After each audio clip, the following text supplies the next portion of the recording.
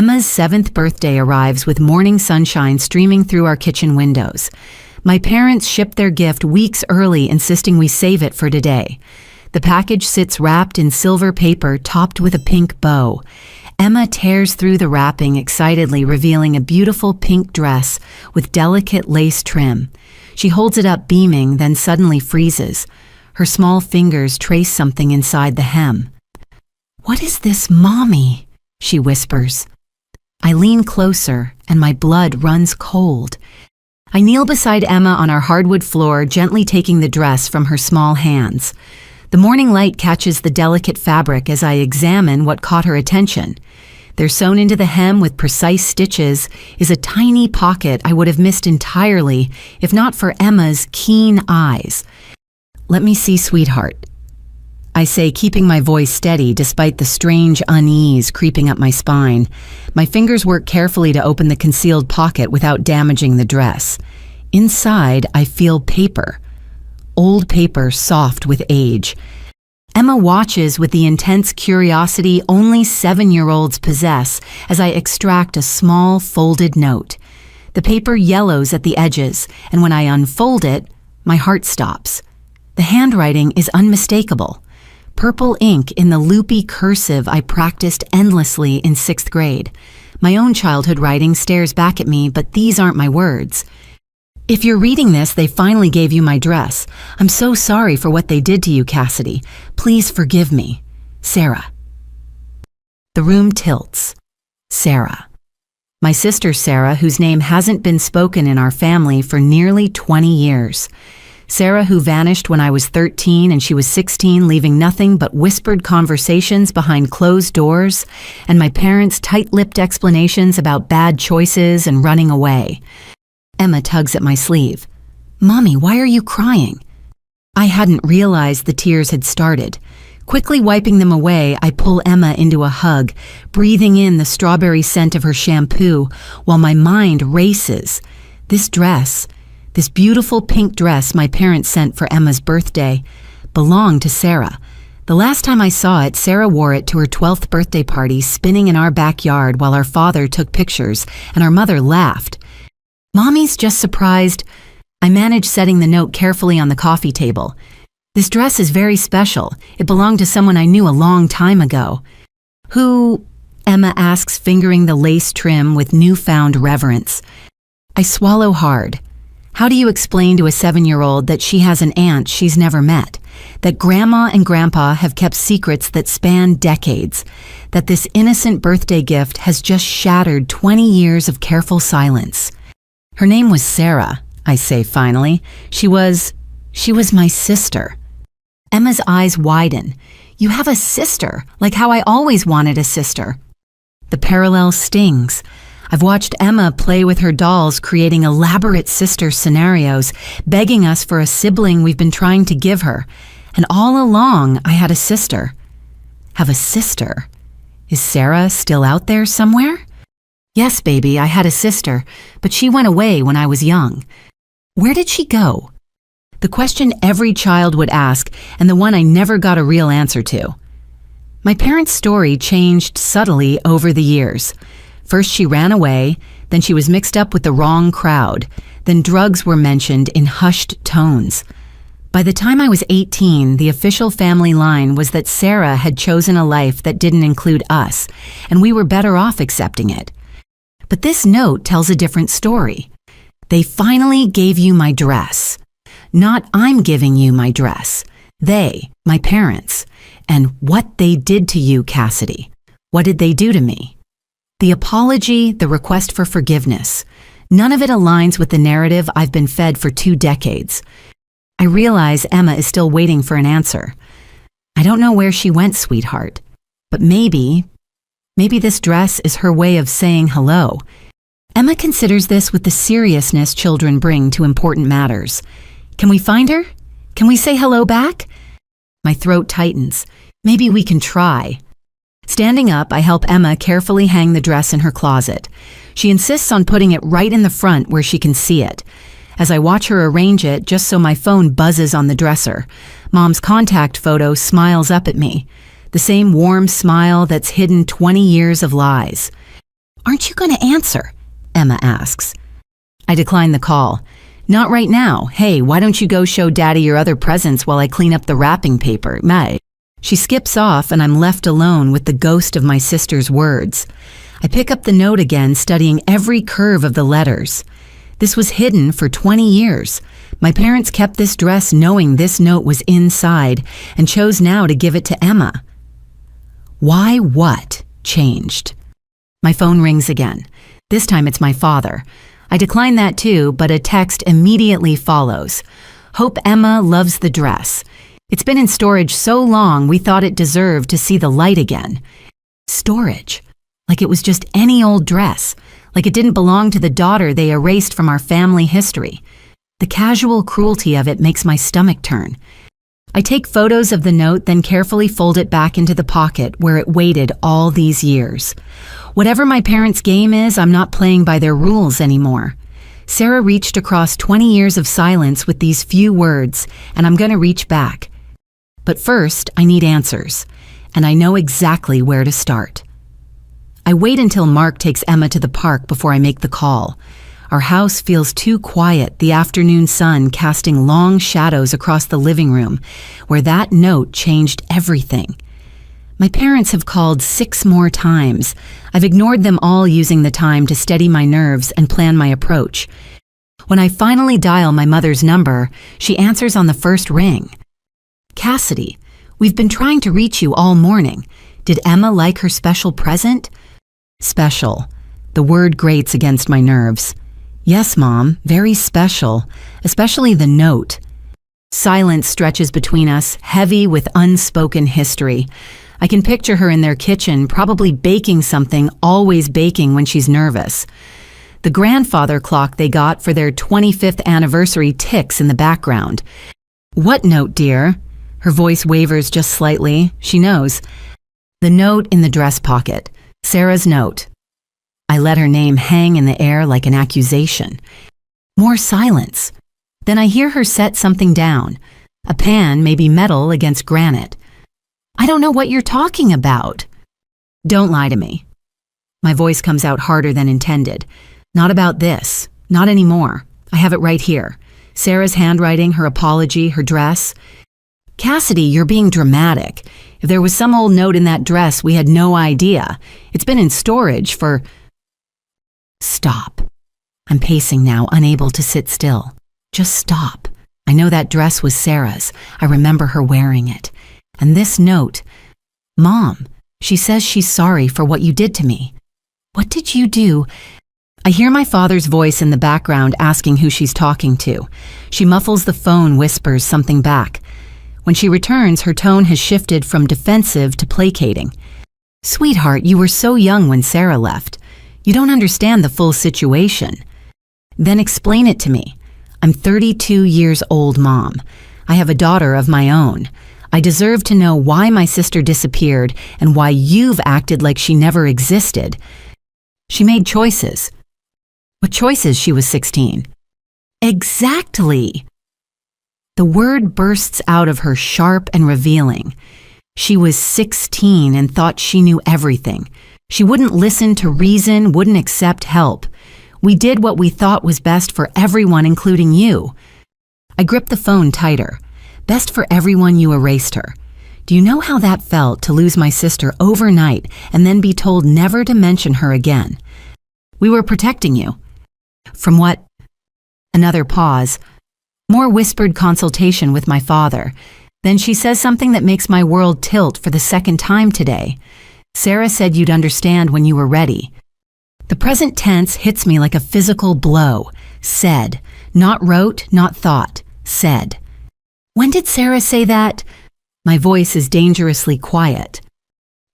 What I meant was, when did Sarah say that Mother... I can hear her breathing, quick and shallow. The silence stretches until it snaps. Last month. She said it last month, all right. Are you happy now? The phone nearly slips from my numb fingers. Last month. My sister, the one who supposedly ran away and never looked back, spoke to my mother last month. You've been in contact with her. It's not a question.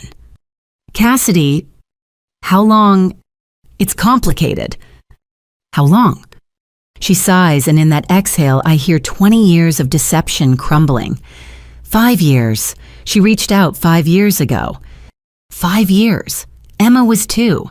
I was dealing with postpartum depression, desperate for family support, crying to my mother about how I wished I had a sister to talk to. And she knew. She knew where Sarah was all along. 5 years.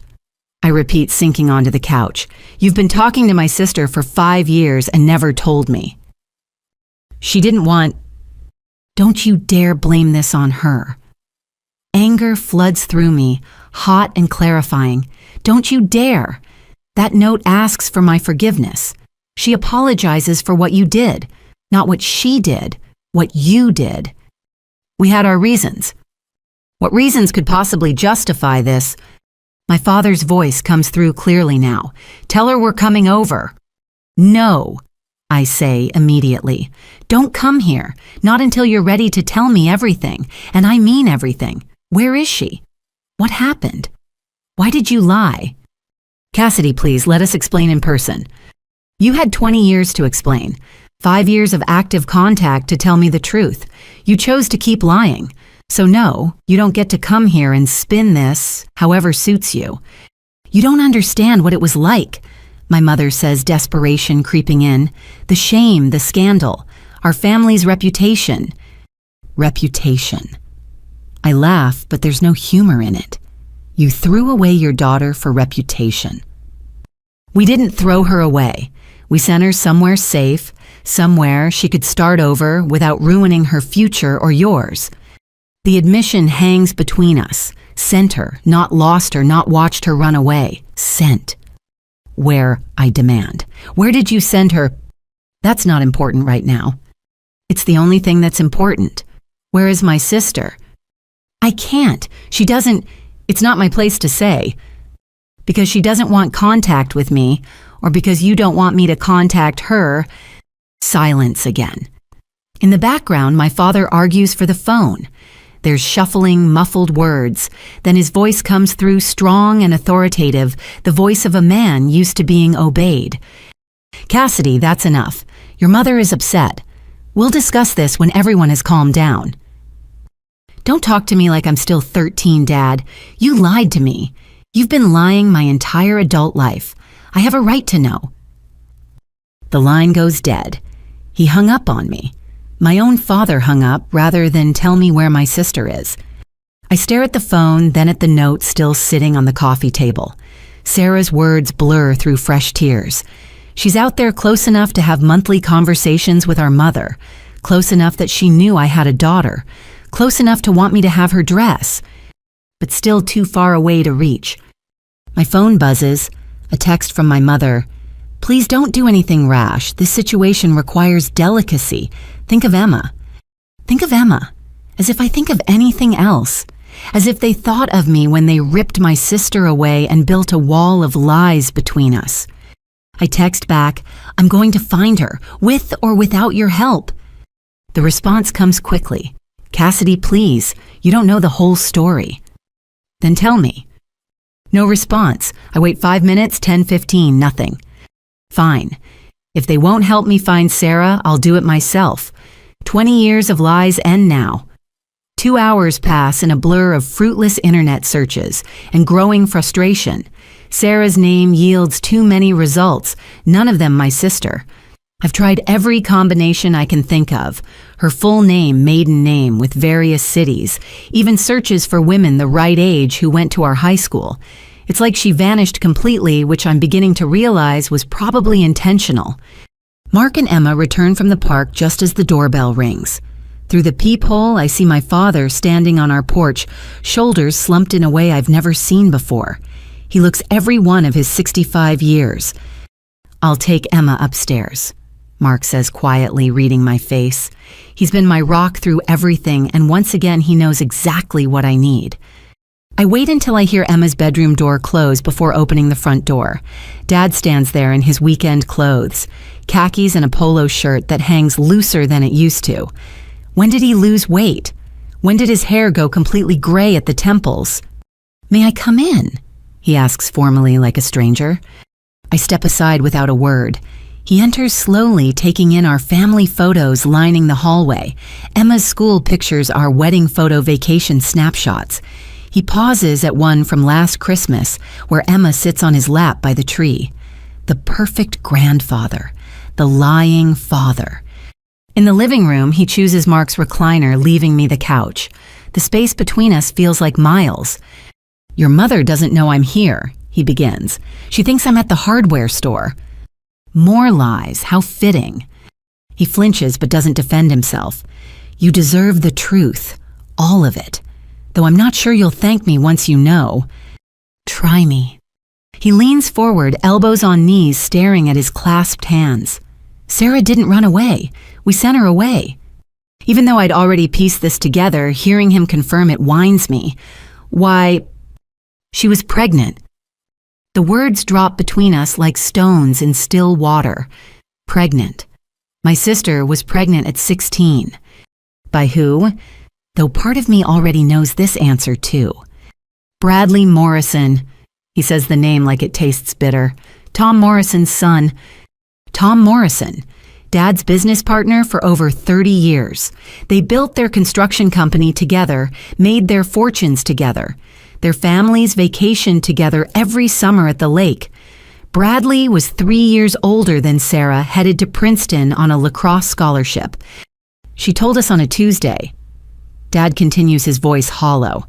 "Your mother found her crying in the bathroom with a positive test. 3 months along already. She'd been hiding it, terrified to tell us." I think of Sarah at 16, confident, beautiful, always laughing.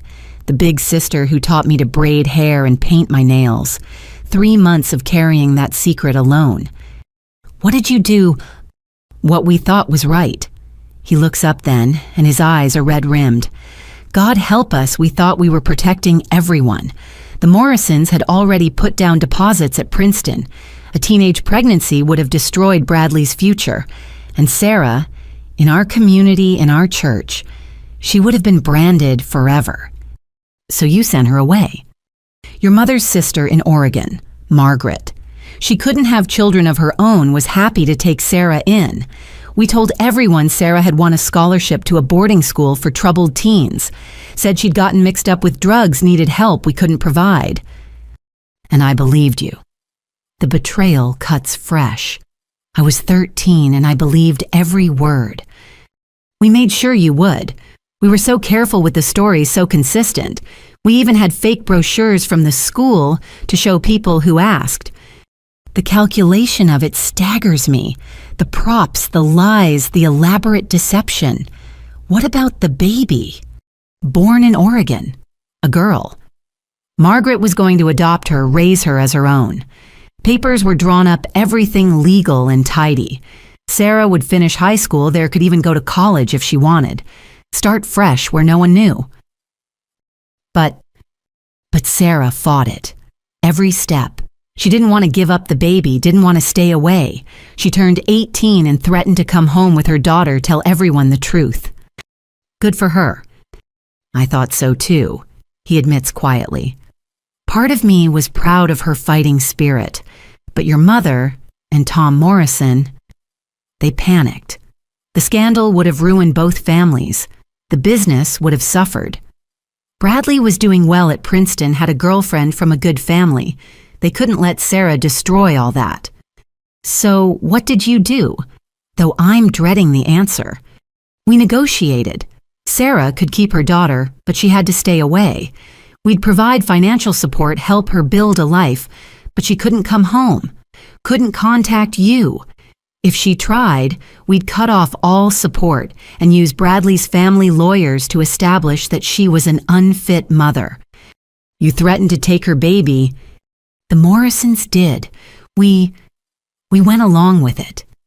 His voice breaks. I've regretted it every day since. But not enough to tell me the truth.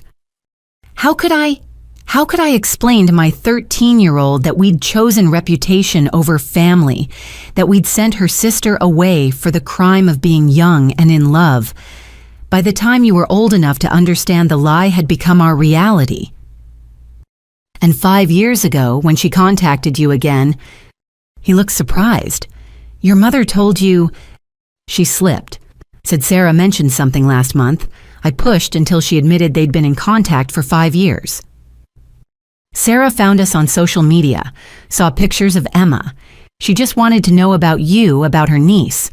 Your mother was terrified you'd never forgive us if you knew, so she made Sarah promise not to contact you directly. And Sarah agreed.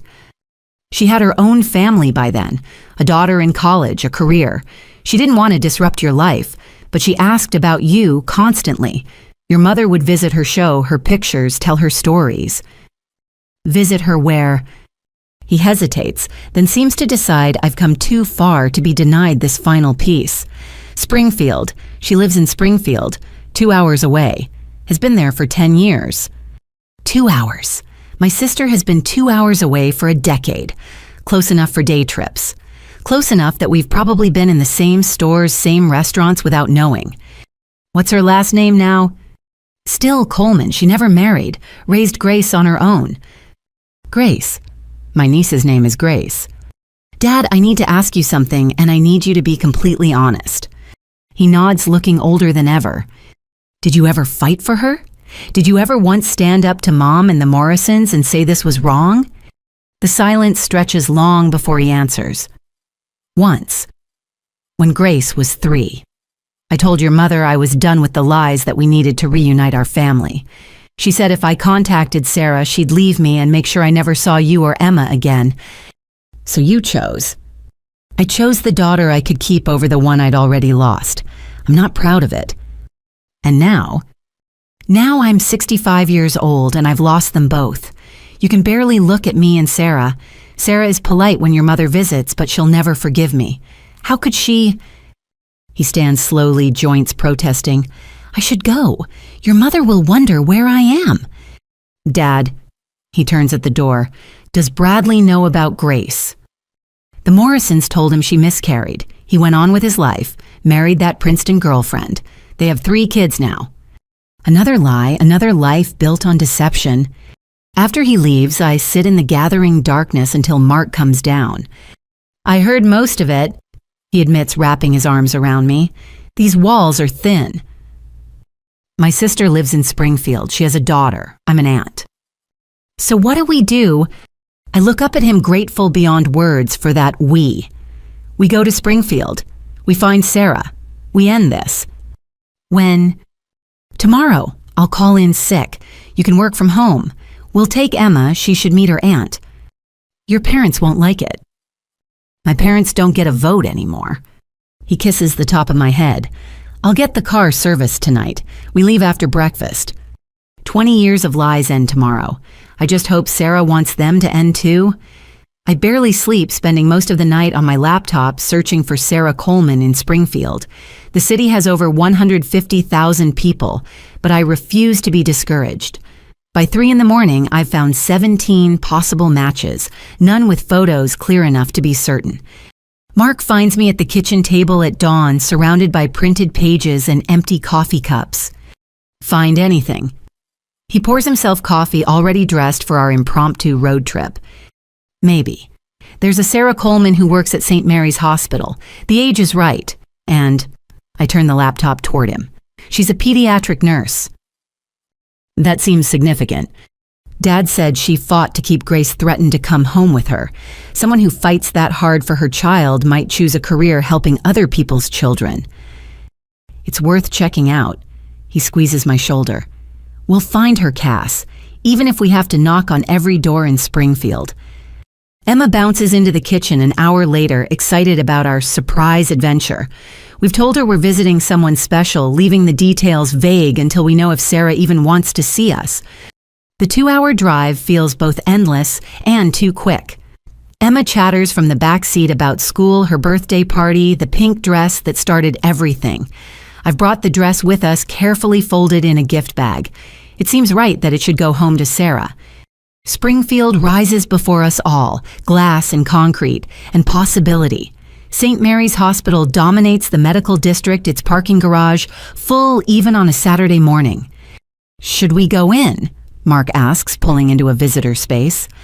I can't just walk into her workplace, if it's even her. I stare at the hospital entrance, paralyzed by the magnitude of this moment. Maybe we should... Look, Mommy, it's the lady from your picture. I spin toward Emma, who's pointing at a woman crossing the parking lot. My heart stops.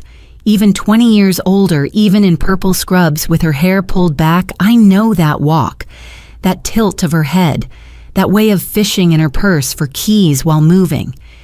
Sarah, I breathe.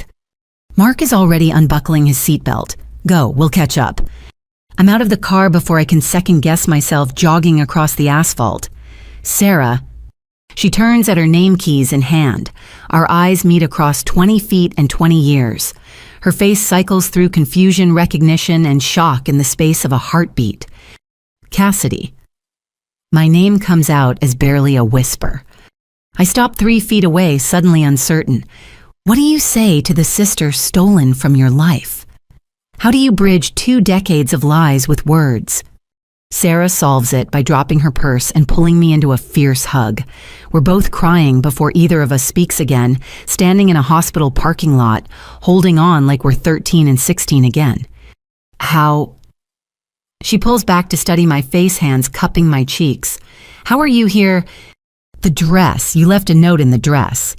Her face transforms with understanding. They actually gave it to you. I wasn't sure they would. To Emma, my daughter, for her birthday. I know about Emma. Her smile is watery but real. Mom shows me pictures. She's beautiful, Cassidy. Looks just like you did at that age. The casual mention of our mother visiting stings, but I push it aside. She's here, in the car with my husband. Would you like to meet them? God, yes. She wipes her eyes, laughing at the mascara smudges on her hands. I'm a mess. I just finished a 12-hour shift. Can you give me an hour? There's someone I need you to meet too. Grace. Sarah's eyes widen. You know about Grace? Dad told me yesterday. Told me everything. Her expression hardens. Did he tell you about the lawyers? The threats? The choice between keeping my daughter or ever seeing you again? He told me. Sarah, I'm so sorry. I had no idea. They said you ran away, that you were on drugs that you didn't want. Stop. She grips my hands. None of that was your fault. You were a kid. They made sure you'd believe them. I never blamed you, Cassidy. Never. Mark approaches with Emma, who's watching us with curious eyes. Sarah sees them and fresh tears start. This is my husband, Mark, I manage. And this is Emma. Sarah crouches to Emma's level. Hi, Emma. I'm your Aunt Sarah. The one who had the pretty dress. That's me. Sarah's voice wobbles. Did you like it? It's beautiful. Mommy says it was yours when you were little. It was, and now it's yours. She looks up at me. If that's okay. Actually, I retrieved the bag from the car. We brought it. Thought maybe you'd want it back. Sarah peeks inside, then pushes it gently back. It belongs with Emma now. That's how it should be. She stands, checking her watch. Listen, can you follow me? Grace doesn't know I'm working today. I picked up an extra shift. She'll be at our house studying. She's pre-med at the university. She's 19. I remember Dad's timeline. 20 next month. Pride fills Sarah's voice. Brilliant, beautiful, and stubborn as they come. Wonder where she gets that. We follow Sarah's sedan through Springfield streets to a neighborhood of older homes with big yards and mature trees. She pulls into the driveway of a 2-story colonial with green shutters and a porch swing. Garden beds overflow with spring flowers. You did this. I recognize her touch in every carefully chosen plant. Gardening saves on therapy. She says it lightly, but I hear the years of pain underneath. Come on, time to expand this family reunion. She uses her key quietly. Grace you home, sweetheart.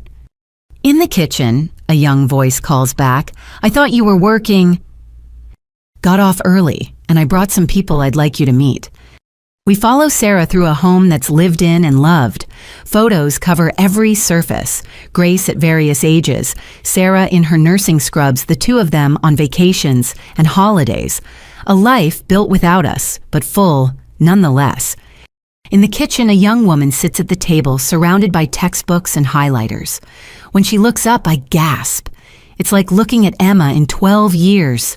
The same eyes, the same nose, even the same way of tucking hair behind her ear. Grace, Sarah says carefully, this is my sister Cassidy, your aunt. Grace's highlighting stops mid-word. She looks between us, understanding dawning. The one from the letters. Letters. I look at Sarah, who shakes her head slightly. I'll explain later, she mouths. Grace is on her feet now, nervous energy radiating. I have something for you. Wait here. She disappears upstairs, returning with an old shoebox held like treasure. Mom kept these in her closet. I found them when I was 14 looking for Christmas presents. She hands me the box with shaking hands. She wrote to you. For years.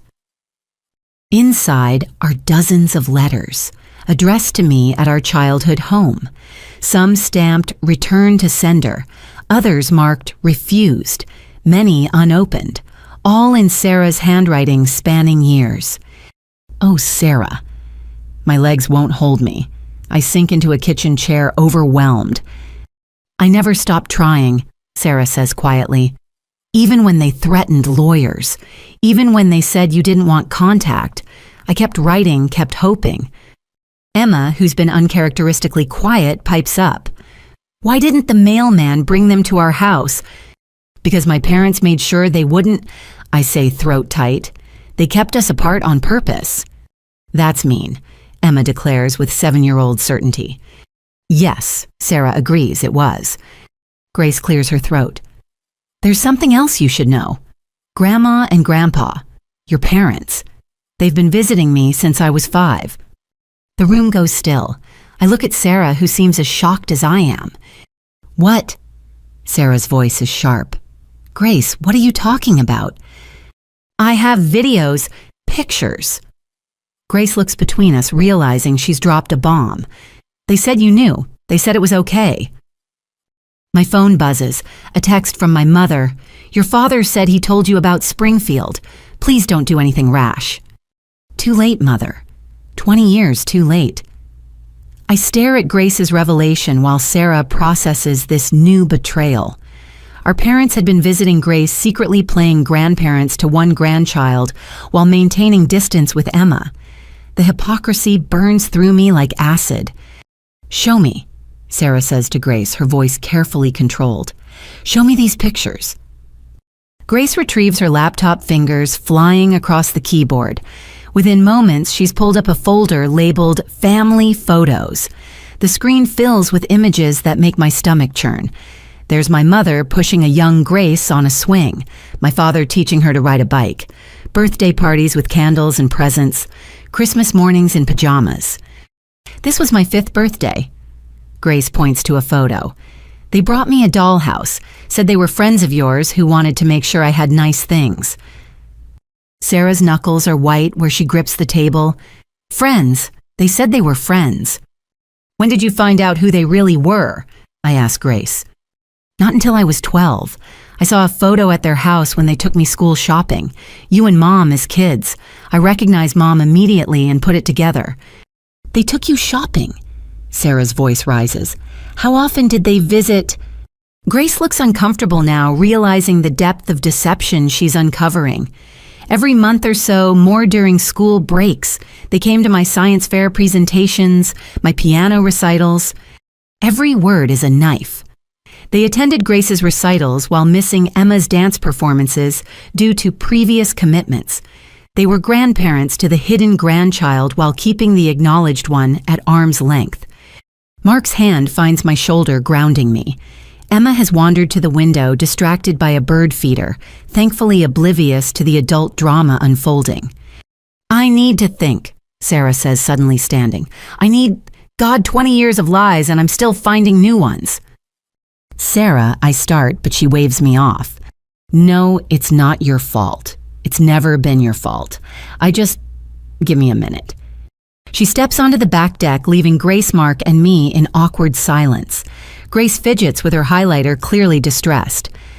I didn't know it was wrong, she says quietly. They seem so nice. Told me stories about Mom when she was young. Brought me books for school. I thought, you thought they were being loving grandparents. I finish, because that's what they should have been.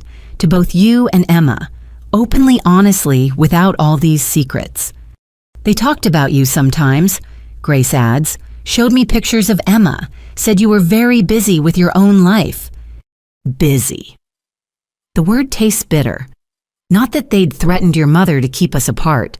Not that they'd been lying to me for decades. My phone rings.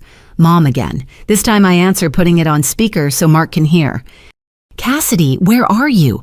Her voice is strained. You know exactly where I am. You had no right to ambush Sarah like this. We had an arrangement. An arrangement, is that what you call it? Tell me, Mom, when were you planning to mention that you've been playing grandmother to Grace while lying to my face? Silence.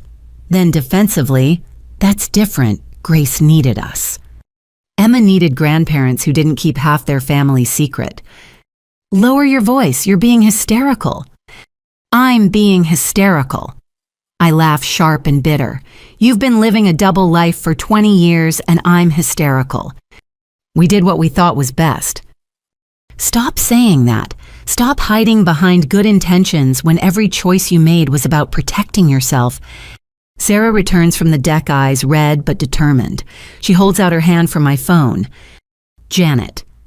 She uses our mother's given name, not Mom. It's Sarah. We need to talk, in person, today. Sarah, darling, I don't think... Today, Janet, you and Robert, my house, 2 hours. And if you're not here, Cassidy and I will come to you. Your choice if you want your neighbors watching that conversation. She hangs up before Mom can respond and hands me back my phone. 20 years of letting them control the narrative, she says. No more. We're done playing by their rules. What about Tom Morrison, I ask. Bradley. Do they know about Grace? The Morrisons know she exists. Sarah confirms. They've been sending checks, guilt money to keep us quiet and distant. Bradley thinks I miscarried. Another convenient lie his parents told. Jesus, Mark mutters. It's the first time I've heard him curse. Grace closes her laptop, shoulders straight with decision. I want to meet them all. My father, his family, everyone. I have a right to know where I come from. Sarah cups her daughter's face gently. Are you sure it won't be easy? The Morrisons value their image above everything. Like my grandparents.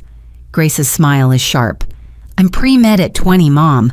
I volunteer at the free clinic. I speak 3 languages. Let them try to be ashamed of me. Pride and pain wore in Sarah's expression. You've never been anything to be ashamed of. Not for 1 second. Can I meet Emma properly now?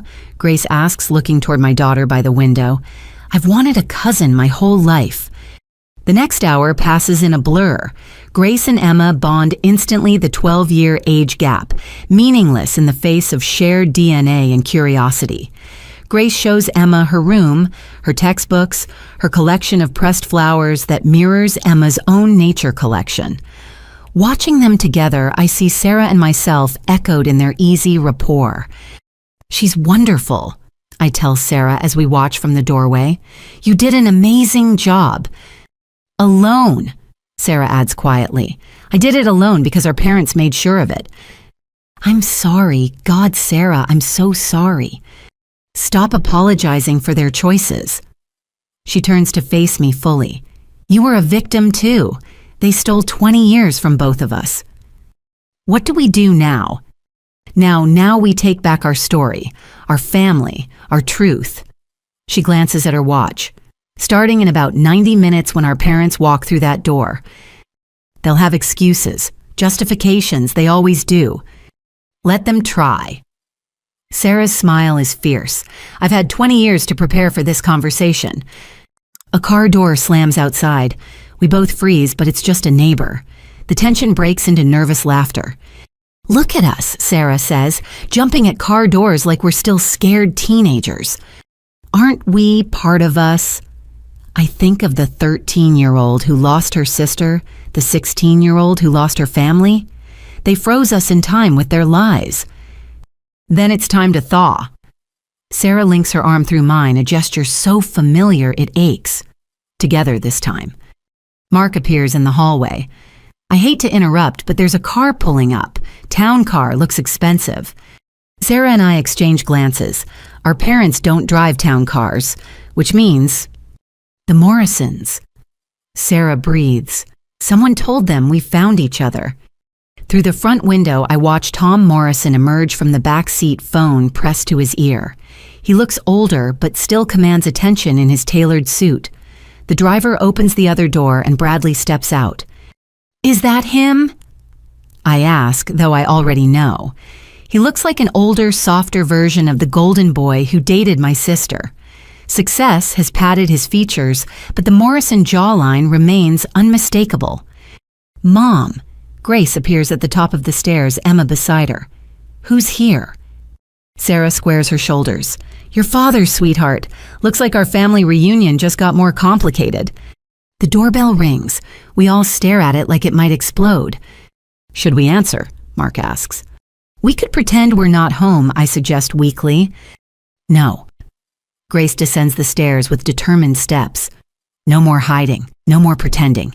They came here to our house. They can face what they left behind." She reaches for the door handle, and I see Sarah in her spine, steel in her smile. 20 years of Morrison money didn't buy their way out of this reckoning. Grace opens the door. "Hello, you must be my father."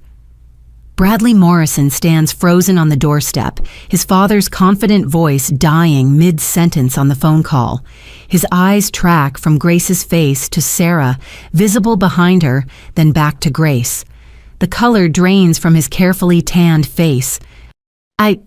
He manages. "Bradley." Tom Morrison recovers first, ending his call with a sharp tap. "We should go. This is clearly a misunderstanding." "A misunderstanding?" Grace's voice could cut glass. "Is that what you call abandoning a pregnant 16-year-old? A misunderstanding? You told me she miscarried."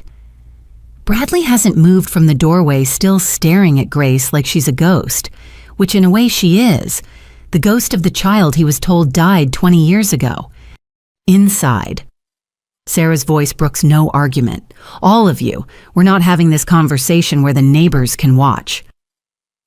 The Morrisons enter reluctantly, Tom's eyes scanning the room like he's looking for exits or advantages. They follow us to the living room where Bradley sinks into a chair while Tom remains standing, positioned like he's ready to flee. "Sarah," Tom nods curtly, "you're looking well." 20 years of no contact and that's your opening. Sarah laughs, but there's no humor in it. "Sit down, Tom, you're going to be here a while." "I don't think—" "Sit." This from Grace, who's inherited more than her mother's eyes. "You owe us that much." Tom sits. Bradley hasn't stopped staring at Grace, his mouth opening and closing without sound. "She has my mother's eyes," he finally whispers. "She has her own eyes," Sarah corrects sharply. Though yes, the Morrison genes are unfortunately apparent. When Bradley shakes his head. "They said you lost the baby. My parents said—" "Your parents lied." I find my voice anger overcoming uncertainty, just like ours did. Convenient how that worked out for everyone except Sarah and Grace. Cassidy. Tom notices me for the first time. "What are you doing here?"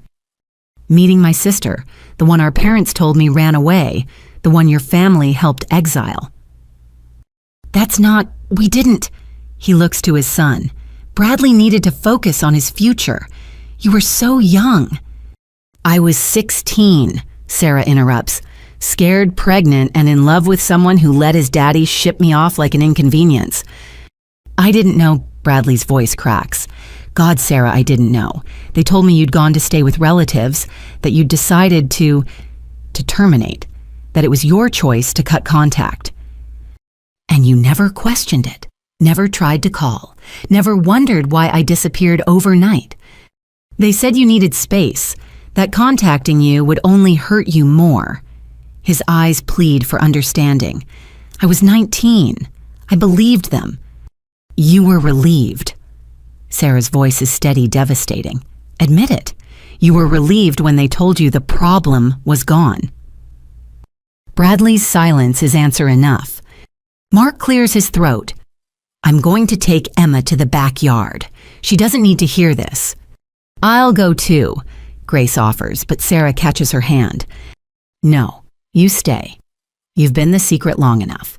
They should have to look at you while we do this. Tom's phone buzzes. He glances at it, then at me. Your parents are 5 minutes out. You called them. Sarah's voice rises. Janet called me. Said there was an emergency. An emergency? Sarah laughs bitterly. Yes, heaven forbid the truth come out. That would be a real emergency. You have to understand. Tom leans forward using what I recognize as his business voice. 20 years ago, things were different. The scandal would have destroyed both families. We did what seemed best. You did what was easiest, Grace interjects. For you, not for my mother, not for me. You turned out fine. Tom gestures around the room. Look at this life Sarah built. College-bound daughter, successful career. Despite you, not because of you. Sarah's knuckles are white.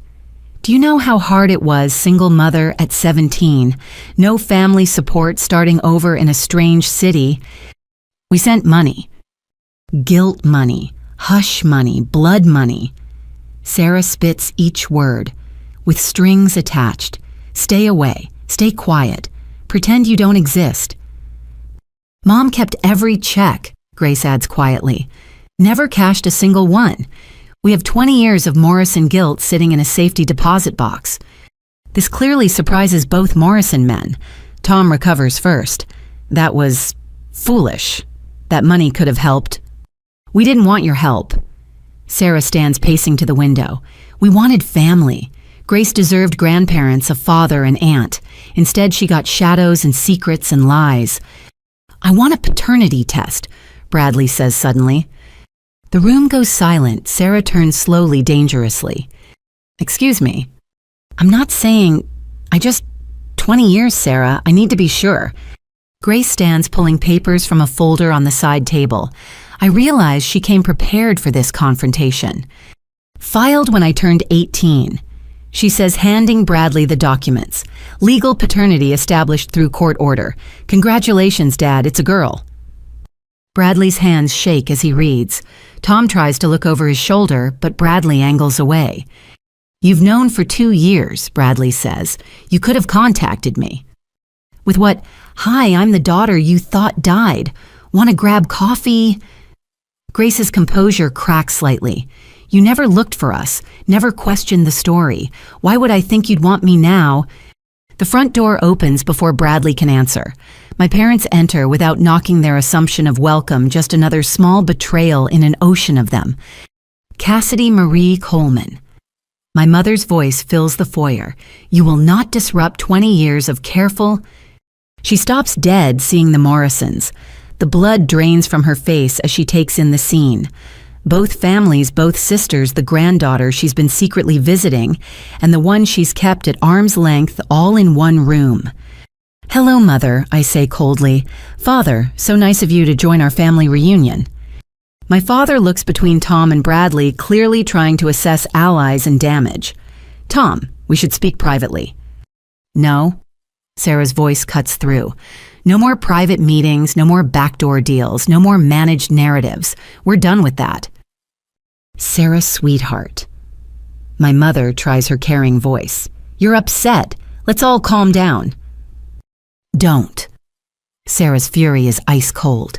Don't you dare sweetheart me. Not after what you've done. What we've done? My mother's indignation rises. We protected you, both of you. Do you think life would have been better with a teen pregnancy scandal? Do you think Cassidy would have had the same opportunities with a sister who was the town pariah? I would have had a sister. I shout, surprising everyone, including myself. That would have been better than anything. You don't understand what it was like, my father interjects. The judgment, the shame. Your shame, Sarah corrects. Your judgment. You cared more about what strangers thought than your own daughters. That's not fair. Fair. Sarah pulls out a thick envelope from a drawer. Let me tell you about fair. She dumps the contents on the coffee table. Letters spill out, dozens of them all addressed to me. Every birthday, every Christmas, every time I missed you so much I couldn't breathe. She spreads them out with shaking hands. Return to sender. Refused. Unopened. You threatened me with lawyers. Sarah's voice breaks. Said you'd prove I was unfit. Take Grace away. Destroy the life I'd built. We never would have, my mother starts. Janet, Tom Morrison's voice is warning. Careful. And suddenly I understand. The Morrisons weren't just protecting Bradley, they were protecting something bigger. What did you have on them? I asked Tom. What leverage did you use to make sure they'd keep Sarah away? Silence stretches until my father breaks. The business. Tom held the financing. One word from him and we'd have lost everything. So you traded Sarah for job security. The disgust in my voice makes him flinch. It wasn't like that. Then tell me what it was like. I'm standing now, 20 years of grief and rage erupting. Tell me how you justified lying to me every single day. Tell me how you looked at Emma and didn't see the cousin she should have known. Tell me how you visited Grace in secret while pretending Sarah was gone. That last part clearly shocks the Morrisons. Bradley looks at my parents with new disgust. You've been seeing Grace. She needed grandparents. My mother defends weakly. But Emma didn't need an aunt. Sarah's voice is deadly quiet. Grace didn't need her whole family. This is exactly why we kept you apart, Tom says dismissively. Look at this chaos, this drama. We prevented this for 20 years. You prevented healing for 20 years. Grace speaks up. You prevented love, connection, truth. You prevented my mother from having her family and my aunt from knowing we existed. And for what? I ask. Your reputation, your business. Was it worth it? Nobody answers. In the silence, I hear Emma's laughter from the backyard, Mark's steady voice responding. Life going on while we excavate 20 years of lies. I want to know everything, I say finally. Every lie, every threat, every choice. I want to hear you admit what you did to us. And then, my mother asks, then we decide if you get to be part of our lives going forward. I look at Sarah, who nods agreement. Our real lives. No more secrets, no more separate relationships, no more lies. That's not your decision alone, Tom protests. Actually, it is. Grace pulls out her phone. See, I recorded this whole conversation, every admission, every justification, every horrible truth. So you can either work with us to fix this, or I can share how the Morrison and Coleman families conspired to destroy a teenage mother and keep sisters apart for 2 decades. You wouldn't, Tom says, but uncertainty creeps into his voice. Try me. Grace is pure steel. I've got nothing to lose. You made sure of that 20 years ago. The balance of power has shifted. For the first time in 20 years, Sarah and I hold the cards. The question is, what do we do with them? The standoff stretches until Bradley breaks it. He's been staring at the paternity papers, then at Grace, then back again. When he finally speaks, his voice is hoarse. Princeton, you're going to Princeton. MIT, actually, Grace corrects. Early admission, pre-med. MIT. He laughs short and sharp. Of course, Sarah was always smarter than me. Sarah corrects. I'm still here, Bradley, still smart, still angry, still the girl you claim to love. I did love you. The words fall into the room like stones. God help me, I did. But I was 19 and terrified, and when they said you'd lost the baby, part of me was relieved. Sarah finishes. I know, I've always known. Grace watches this exchange with clinical detachment like she's studying specimens under a microscope. Did you ever think about me? The baby you thought died? Every day. Bradley meets her eyes. Every day. When my wife had our first son, I couldn't stop thinking about the child I'd lost. When he turned 5, I wondered. 10. 15. I carried a ghost. While I carried the reality, Sarah says flatly, I need some air. Grace stands abruptly. This is a lot. I'll come with you, I offer, but she shakes her head. Actually, Cassidy, could I show you something upstairs? I follow her, grateful for the escape from the suffocating tension below. Her room is organized chaos, textbooks, medical journals, but also fairy lights and band posters. A normal 20-year-old space hiding an extraordinary story. Grace goes straight to her closet, pulling out a battered shoebox. I told you Mom kept letters for you, but that's not all she kept. Inside are photographs. Baby pictures, toddler years, school photos. But underneath those older ones, Sarah and me as children. Our family before the break. Pictures I didn't even remember existed. She saved everything she could before they sent her away, Grace explains. Look at this one. It's my 13th birthday, 2 weeks before Sarah disappeared. We're laughing at something off camera, her arm around me, my head on her shoulder. The last photo of us together. She talked about you constantly when I was growing up. Aunt Cassidy, who loved butterflies, who was going to be a writer, who made the best blanket forts. Grace's voice catches. I knew you before I knew you were real. She remembered the butterflies. I touched the photo gently. I'd collected them obsessively that year, convinced I'd be an entomologist. Everything. She remembered everything. Grace pulls out more photos.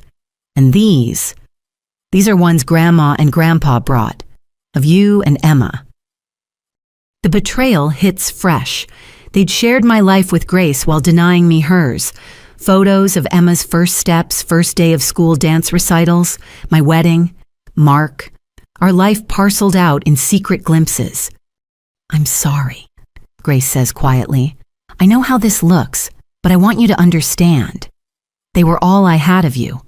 Mom wouldn't let me contact you directly, said it would only hurt you to know the truth. She was protecting you from them. Maybe. Or maybe she was just scared. Grace sits on her bed, suddenly looking younger. Do you know what it's like growing up as someone's secret? Knowing your own existence is a shame to half your family. No, I admit. But I know what it's like to have half your family erased. To be told your sister chose to leave and never look back. To blame yourself for not being enough to make her stay. She wanted to stay. She fought to stay. Grace returns to the box, pulling out a legal document. This is from when I was 3, custody papers. Your parents tried to take me. I read in growing horror. My parents, with Morrison backing, had filed for custody, claiming Sarah was an unfit mother. Too young, too unstable, too alone. The case was dropped when Sarah agreed to permanent distance. They used me as leverage, Grace says simply. Stay away from Cassidy or lose your daughter. What choice did she have? None.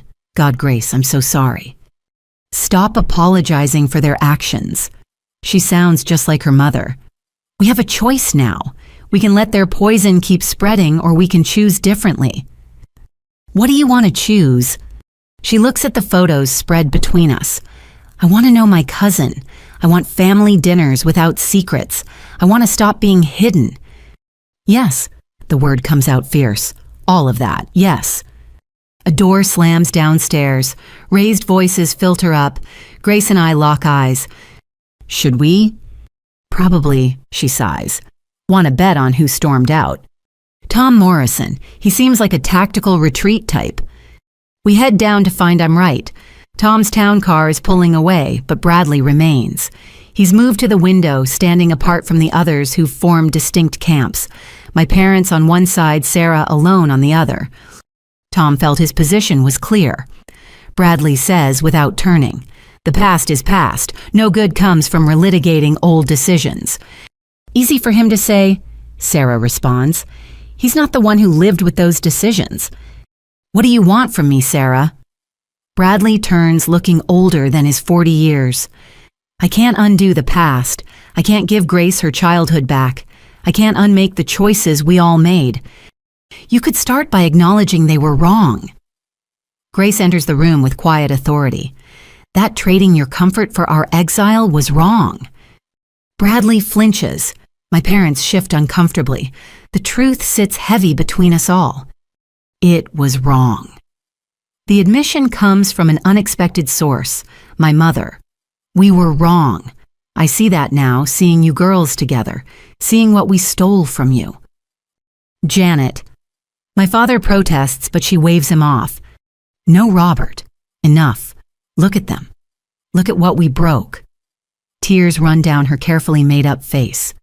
I told myself we were protecting everyone, but we were protecting ourselves, our reputation, our standing. Mom, I don't know how to finish. 20 years of anger wars with the pain in her voice.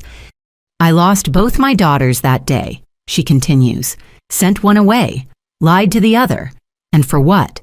So the neighbors wouldn't gossip, so the church ladies wouldn't whisper. The business, and my father tries. Damn the business. The profanity shocks everyone. My mother never curses. We chose money over our children, comfort over courage. I've regretted it every day since. But not enough to fix it, Sarah points out coldly. I tried. When Grace was 5, I tried. I went to Tom, begged him to let us reunite our family. He said the contracts were ironclad, said he'd destroy Robert's business, our savings, everything. So you visited Grace in secret instead, I say. It was all I could do, all he'd allow. She looks at Grace with naked longing. She was so beautiful, so smart, so much like both of you. I couldn't stay away. But you could keep lying to me. What would you have done? She asks desperately. If I'd told you when Emma was 2, when we were barely surviving financially, when Tom Morrison held our future hostage, what would you have done? I'd have chosen my sister. The answer comes without thought. I'd have chosen truth over comfort, family over money, love over fear. Easy to say now. No. Mark's voice from the doorway makes everyone turn. Emma bounces past him, oblivious to the tension. Not easy to say, easy to know. Cassidy would always choose family. It's who she is, who you raised her to be, ironically enough. Emma spots Grace and lights up. Are you coming outside? We found a really cool bug. The normalcy of it breaks something in the room. Grace looks to her mother, who nods. Sure, Emma. Show me your bug. She takes Emma's hand, then pauses. Uncle Mark, maybe you could come too. I think the adults need to finish talking. After they leave, the 5 of us stand in uncomfortable formation. Bradley breaks first. I want to know her. Grace, if she'll let me, if Sarah will let me. That's not my decision, Sarah says carefully. Grace is an adult. But Bradley, understand, you can't halfway this. No more secrets, no more hiding. If you're in her life, you're in it fully. What about my family? My wife doesn't even know Grace exists. Then you'll tell her. Sarah's voice brooks no argument. Tonight, tomorrow, soon. No more lies. He nods slowly. And us, you and me. There is no us. There hasn't been for 20 years. I'm not that 16-year-old girl anymore. I know. He looks around the room, taking in the life Sarah built. You did amazing, with everything, despite everything. Because of everything, Sarah corrects. Grace made me strong. Truth made me free, even if it took 20 years to get here. So what now? My father asks. Where do we go from here?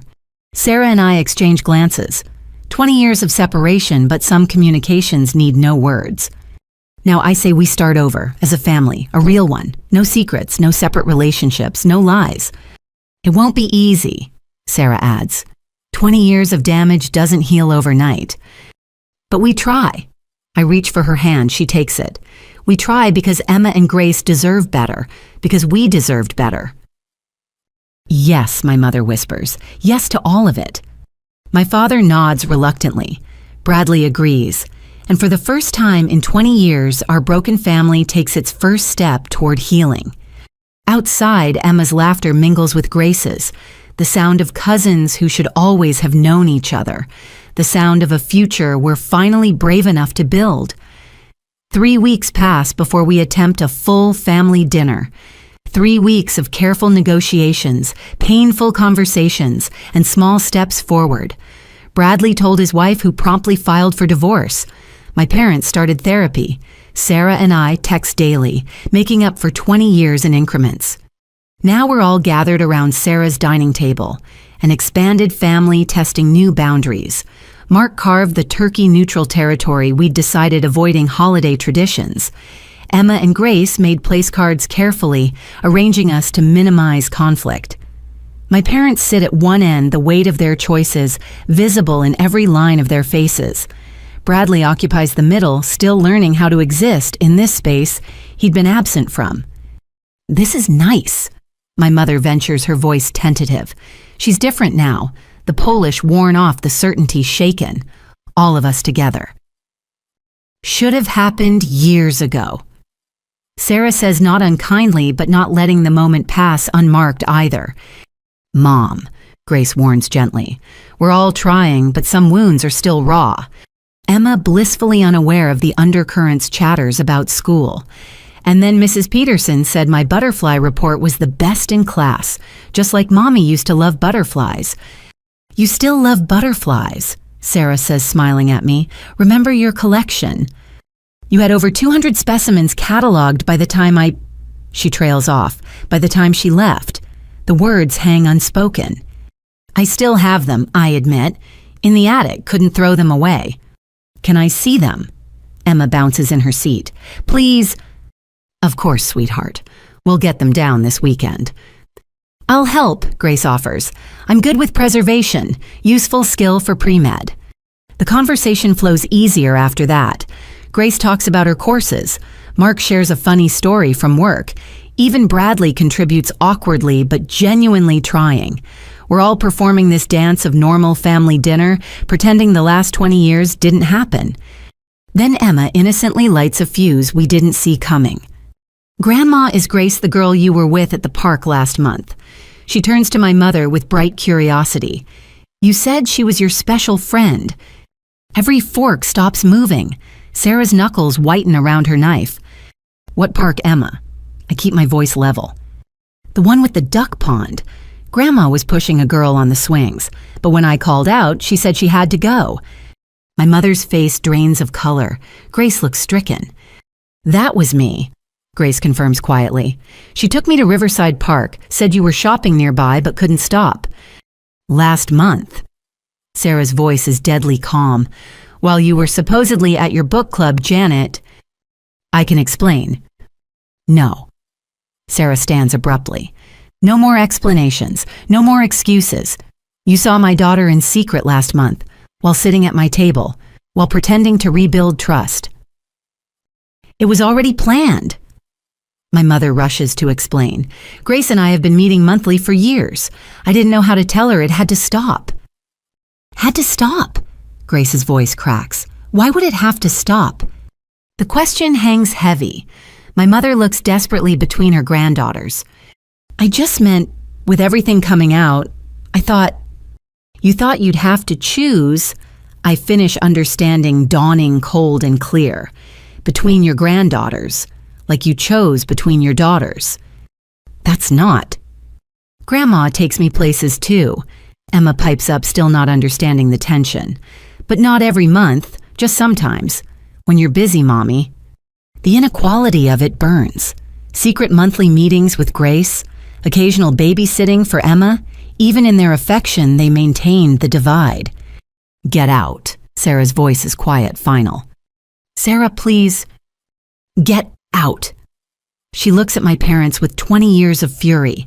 "I invited you into my home, fed you at my table, tried to forgive, and you're still lying, still keeping secrets, still treating Grace like something shameful." My father stands, pulling my mother up. "We should go." "Yes," Sarah agrees. "You should." "What about us?" Emma asks, confused, as our grandparents gather their things. "Are we leaving to..." "No, baby," I assure her. "We're staying." Bradley shifts uncomfortably. "Should I also..." "You stay," Grace says firmly. "You've been honest, at least. Awkward and 20 years late, but honest." My parents leave in silence. The door closes with the weight of finality. Emma looks around the table, sensing the shift. Why did Grandma and Grandpa leave? Because they're still learning how to tell the truth, Sarah says gently. And we can't be around them until they do. Is that why you were gone, because of not telling truth? Sarah and I exchange glances over our daughters' heads. Yes, Sarah says simply. That's exactly why. Dinner continues quieter, smaller, but somehow warmer. Bradley asks Grace about her med school plans. She explains her research interests, warming to the topic. He listens with genuine attention, asking informed questions. You know about molecular biology? Grace seems surprised. I went to Princeton, remember? He smiles wryly. Before I became another corporate suit, I actually loved science. Still read journals sometimes.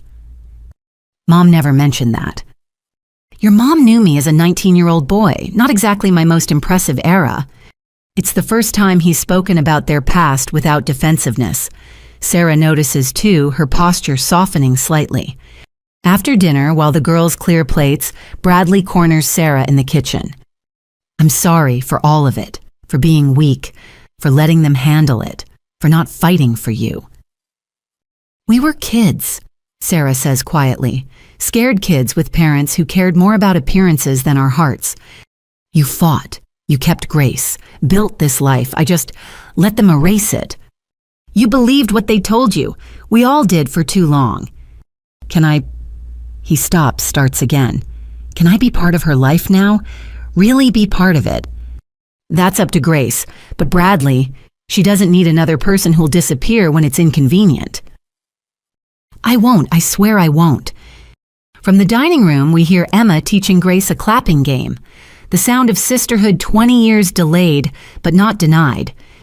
Mom? Grace appears in the doorway. Emma wants to know if we can have a sleepover, all of us, like a cousin party. That's up to Aunt Cassidy. Sarah says the title's still new on her tongue. Please, Mommy. Emma bounces in behind Grace. We could watch movies and paint nails and tell stories. I look at Sarah, who nods. Of course. Our first official cousin sleepover. Can Dad stay too? Grace asks hesitantly. Just for the movie part. Bradley looks stunned. It's the first time she's called him Dad without irony or anger. If your mom's okay with it, he manages. Sarah considers, then nods. Just the movie, small steps. As we settle in the living room, Emma curled between Grace and me, Sarah, on my other side.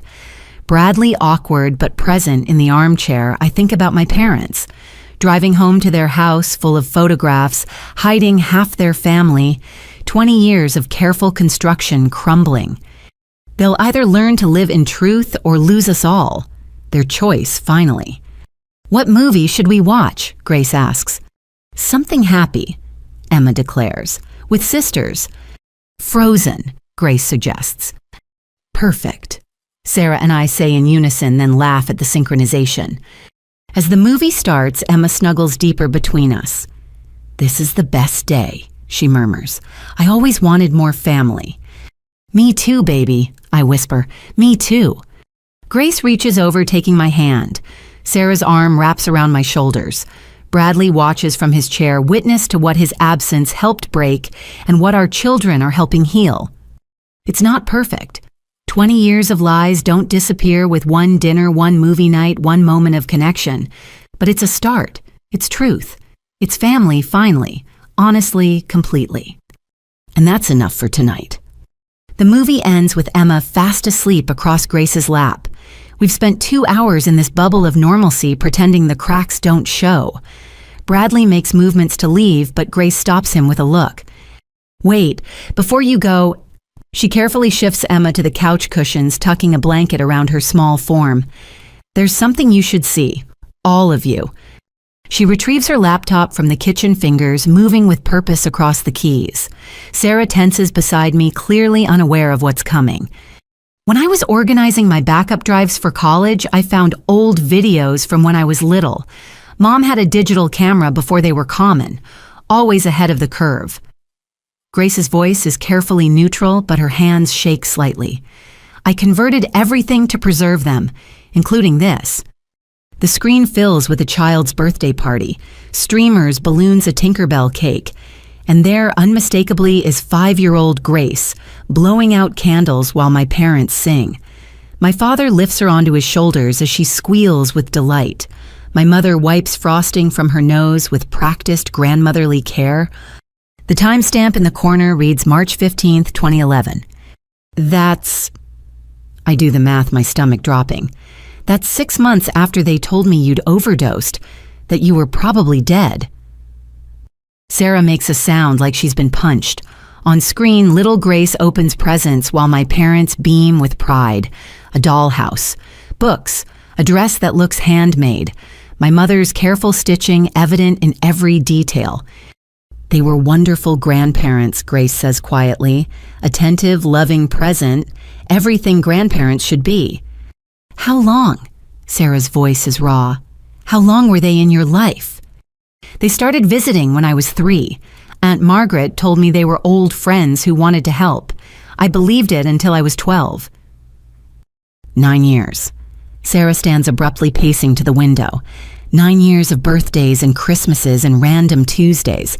While telling Cassidy I was dead, Bradley hasn't moved, staring at the screen where my father is teaching Grace to ride the bike they'd bought her. The same pink bike Emma learned on years later. I recognize it now with sickening clarity. They'd saved it, passed it down from one granddaughter to the other without ever explaining its history. There's more, Grace warns, clicking to another file. This video is grainier, older. A Christmas morning. Grace maybe 7 tears through wrapping paper while my parents watch indulgently. But what makes my blood freeze is the background. Their house, their living room, the tree in the same corner where Emma would later open her presents. They brought you to their home. The betrayal cuts deeper than I thought possible. Every Christmas morning until I was 10, early before you'd arrive, I thought it was because their real family had complicated schedules. We were the complication, I whisper. On screen, young Grace holds up a photo album exclaiming with delight. The camera zooms in and I see it's filled with pictures of Grace of Sarah as a baby of our family before the break. Photos I'd been told were lost in a basement flood. She gave me our history, Sarah says wonderingly, pieces I thought were gone forever. While telling me that history never existed, the words taste like ash. Should I stop? Grace asks, but we're all trapped now needing to see the full scope of deception. The next video is Grace's middle school graduation. My parents in the audience, my mother dabbing at tears as Grace gives the valedictorian speech. The same auditorium where Emma would later perform in school plays with the same grandparents in different seats, maintaining their careful compartmentalization. This is from 2 years ago. Grace clicks to the final video, my high school graduation. The video opens on my parents' car. They're talking, unaware Grace is filming from the back seat. We should tell Cassidy, my father says. Grace is graduating, heading to MIT. She has a right to know. We've discussed this. My mother's voice is sharp. Tom Morrison was very clear. The moment we reunite them is the moment he destroys everything. Maybe it's time to let him. I'm tired, Janet, tired of the lies, of the separate Christmases, of pretending half our family doesn't exist. And what about Emma? Do we destroy her life too? Her college fund is tied to the business. Her future is built on her cousin's exile. You agreed to this, Robert. 20 years ago you agreed. And I've regretted it every day since. The video cuts as they notice Grace filming, but the damage is done. They knew. They actively chose year after year to maintain the lie. 2 years ago, I repeat numbly. They could have told me 2 years ago, before Emma got more attached, before I spent 2 decades believing I'd failed my sister, Sarah finishes. I'm sorry. Grace closes the laptop. I debated showing you, but after tonight, after Grandma still tried to keep our meeting secret, you deserve to know. Don't apologize. Bradley speaks for the first time in an hour. Never apologize for the truth. That's how this all started. People thinking lies were kinder than truth. Mark enters from the kitchen where he'd been cleaning up, sensing the shift in energy. What did I miss? 20 years of evidence that my parents are sociopaths, I say flatly. He looks at the laptop at our faces and understands. How bad? They've been active grandparents to Grace while telling me Sarah was dead bad. Jesus. He sits beside me, arm around my shoulders. What do you want to do? I don't know. I look at Sarah. What do we do with this? How do we process 20 years of calculated deception? We don't, Sarah says simply. We can't. It's too big, too cruel. We just move forward without them. What about Emma? We all look at my daughter, still sleeping peacefully, unaware her world has shifted. We tell her the truth, Sarah says, age appropriately, but truth. No more lies, not even kind ones. She'll be heartbroken. She loves them. They should have thought of that. Sarah's voice is steel. Before they chose to build her love on a foundation of lies. Bradley clears his throat. I should go. This is family business. You are family, Grace says firmly. Uncomfortable, complicated family, but family. Stay. He sits back down looking lost but grateful. Can I ask something? Mark addresses Sarah. How did you do it 20 years of this? How did you not break? Sarah considers. I did break. Multiple times. But Grace needed me whole. So I glued the pieces back together, crooked and wrong sometimes, but functional. And I had Margaret. She wasn't perfect, but she was honest. She never pretended the situation was anything other than what it was, a tragedy of ego and cowardice. Is she still, I ask? She died 3 years ago. Cancer. Sarah's smile is sad. She left me her house, said every exile deserves a kingdom eventually. We sit in silence processing. On the laptop screen, the frozen frame shows my parents at Grace's graduation. They look happy, proud, everything they should have been openly. I vote we move forward, Grace says suddenly. No more looking back, no more videos, no more evidence. We know what they did. Now we decide what we do. What do you want? Sarah asks her daughter. I want my family, my whole family. Cousins and aunts and uncles and maybe even a dad who's learning to show up. She looks at Bradley, who nods shakily. I want Sunday dinners and shared holidays and no more scheduling around lies. I want that too, Emma says sleepily from the couch, startling us all. How long has she been awake? Hey, sweetheart. I move to her. How much did you hear? Grandma and Grandpa told lies, big ones, and Aunt Sarah was sad.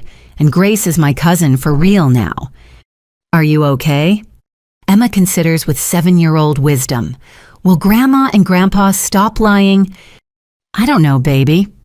Then I don't want to see them until they do. Lying is wrong. You taught me that. Out of the mouths of babes. I think Emma has our answer, Sarah says. We build forward, with truth, without anyone who can't commit to that. Agreed, Mark and I say together. Agreed, Bradley adds quietly. Then it's decided. Grace pulls Emma into a hug. We're a family, a real one, finally. Finally, Sarah echoes, reaching for my hand. 20 years late, but not too late. Not for our daughters, not for us. Not for the truth that sets us all free. 2 weeks after the birthday video revelation, I'm helping Sarah sort through boxes in her basement. We've established a Saturday tradition, coffee conversation, and slowly piecing together 20 years of scattered history. Emma and Grace are upstairs baking cookies, their laughter drifting down like music. I kept everything, Sarah admits, pulling out another filing box. Every document, every letter, every scrap of paper that proved Grace existed, that I existed, just in case. In case of what? In case they tried to take her, in case I needed evidence, in case someday, she gestures between us, in case this. We work in companionable silence, sorting papers into piles, medical records, school documents, legal papers, so many legal papers. What's this? I hold up an official-looking document with multiple signatures and seals. Sarah glances over and freezes. I forgot about that. God, I actually blocked it out. She takes the papers with trembling hands. Adoption records from when Grace was born. But you kept her. You fought to keep her. Not at first. She sinks onto a storage container. When she was born, I was 17, terrified and completely alone except for Aunt Margaret. Our parents and the Morrisons presented a united front. Sign the papers. Give her up. Let Margaret adopt her officially. Everyone wins. But you didn't. I did. The admission hangs heavy. For 3 months I did. Margaret was Grace's legal mother while I was just the teenage niece who helped out.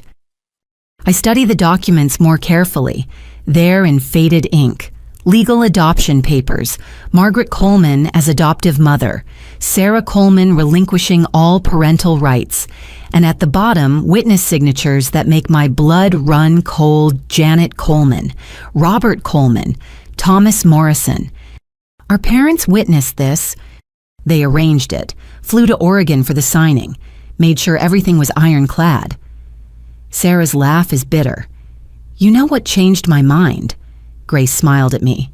Real smile, not gas. She looked right at me and smiled, and I knew I couldn't do it. Couldn't pretend she wasn't mine. So how? I gesture at the life around us, clearly built by Sarah as Grace's mother. I threatened to expose everything. Told them I'd go to their church, their country club, their business partners. Teen mom or not, I was still their daughter. The scandal would touch them too. And they caved. Not exactly. She pulls out another set of papers. We negotiated. I could have Grace back, but conditions applied. The new documents are even more shocking. A custody agreement returning Grace to Sarah, but with stipulations that read like a prison sentence. No contact with family, no return to our hometown, no public acknowledgement of Grace's parentage, and at the bottom, a financial settlement that makes my stomach turn. They paid you off. They paid me to disappear, officially. Sarah traces the numbers. $50,000 in monthly support contingent on compliance with all terms. The Morrisons put up most of it. Blood money to keep Bradley's reputation clean. You cashed it. I can't reconcile this with Grace saying Sarah kept every check. The initial payment, yes. I needed it for lawyers. She pulls out yet another file. To fight this. This document is different. Medical forms, psychiatric evaluations, a petition for custody based on mental incompetence. They tried to have you declared unfit. My voice rises with outrage. When I was 21, Grace was 3. I'd established myself in Springfield, was working, taking night classes. I made the mistake of sending you a birthday card. I never got it. I know, but they did, and it violated our agreement. So they activated their nuclear option, prove I was mentally unstable, take Grace and force the original adoption. But Margaret was on your side. Margaret was dying. Sarah's voice goes flat. Lung cancer diagnosed right after the custody threat. She had maybe 6 months. If they'd succeeded in taking Grace, she'd have gone to them. The full horror hits. Our parents would have raised your daughter. While continuing to tell you I was gone, can you imagine raising Grace in the same house where they erased me? My hands shake as I read through the psychiatric evaluation. This says you had postpartum psychosis, delusions, violent tendencies. All fabricated. Dr. Martin Reeves' golf buddy of our father's. He never even met me. Just signed whatever they put in front of him. This is fraud, criminal fraud. Which is why they backed off when I hired a real lawyer. Once I had someone willing to dig into the documentation, suddenly everyone got very quiet. Something occurs to me. Who was your lawyer? Sarah smiles for the first time since we opened the boxes. Nathan Morrison. Bradley's cousin, the one who became a civil rights attorney. Tom Morrison's nephew, the family black sheep. He saw what they were doing and couldn't stomach it. Took my case pro bono.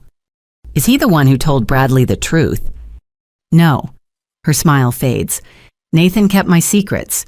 But he did suggest Bradley deserved to know Grace existed. I wasn't ready then. Maybe I should have been. I returned to the documents trying to piece together the timeline. So they backed off the custody suit, but the financial support continued. Every month, direct deposit. I never touched it after the lawyer fees. It's all sitting in an account gathering interest. Grace's blood money college fund. How much? As of last month, about $400,000. Jesus. 20 years of guilt adds up. She starts repacking the boxes. I've thought about donating it, but part of me wants Grace to have it. Let Morrison money pay for her medical degree. Seems fitting. Wait, I spot another document in the pile. What's this? Sarah looks and goes very still. That's new. The document is recent, dated just 3 years ago. It's a codicil to a will. Tom Morrison's will. How did you get this? Nathan sent it, said I should know. She reads over my shoulder. Tom updated his will when Grace turned 18. She's in it. He left her money. Not just money, a percentage of Morrison construction, equal to what Bradley's children will inherit. We stare at each other processing this. He acknowledged her, I whisper, legally, officially. But secretly, still secretly. Sarah's voice is bitter. She's listed as Grace Coleman, biological daughter of Bradley Morrison. No mention of me, like I was just an incubator. Does Bradley know? I don't think so. Nathan said Tom kept this codicil private, separate from the main will. Grace needs to see this. No. Sarah's response is immediate. Not yet. Maybe not ever. She's building a relationship with Bradley based on who he is now, not his father's money. I won't complicate that. But she has a right to know. She has a right to a father who shows up because he wants to, not because he's protecting an inheritance. Sarah's fierce protectiveness blazes. If Bradley's going to be in her life, it's as her dad, not as Tom Morrison's son. Before I can respond, footsteps thunder down the basement stairs. Emma appears, flower in her hair and excitement in her eyes. Mommy Aunt Sarah. We made cookies, and Grace taught me chemistry. Chemistry, Sarah asks smoothly, sliding the documents out of sight. She explained how baking soda makes things rise and why you need exactly the right temperature and how molecules work. Emma's enthusiasm is infectious. Did you know cooking is basically science?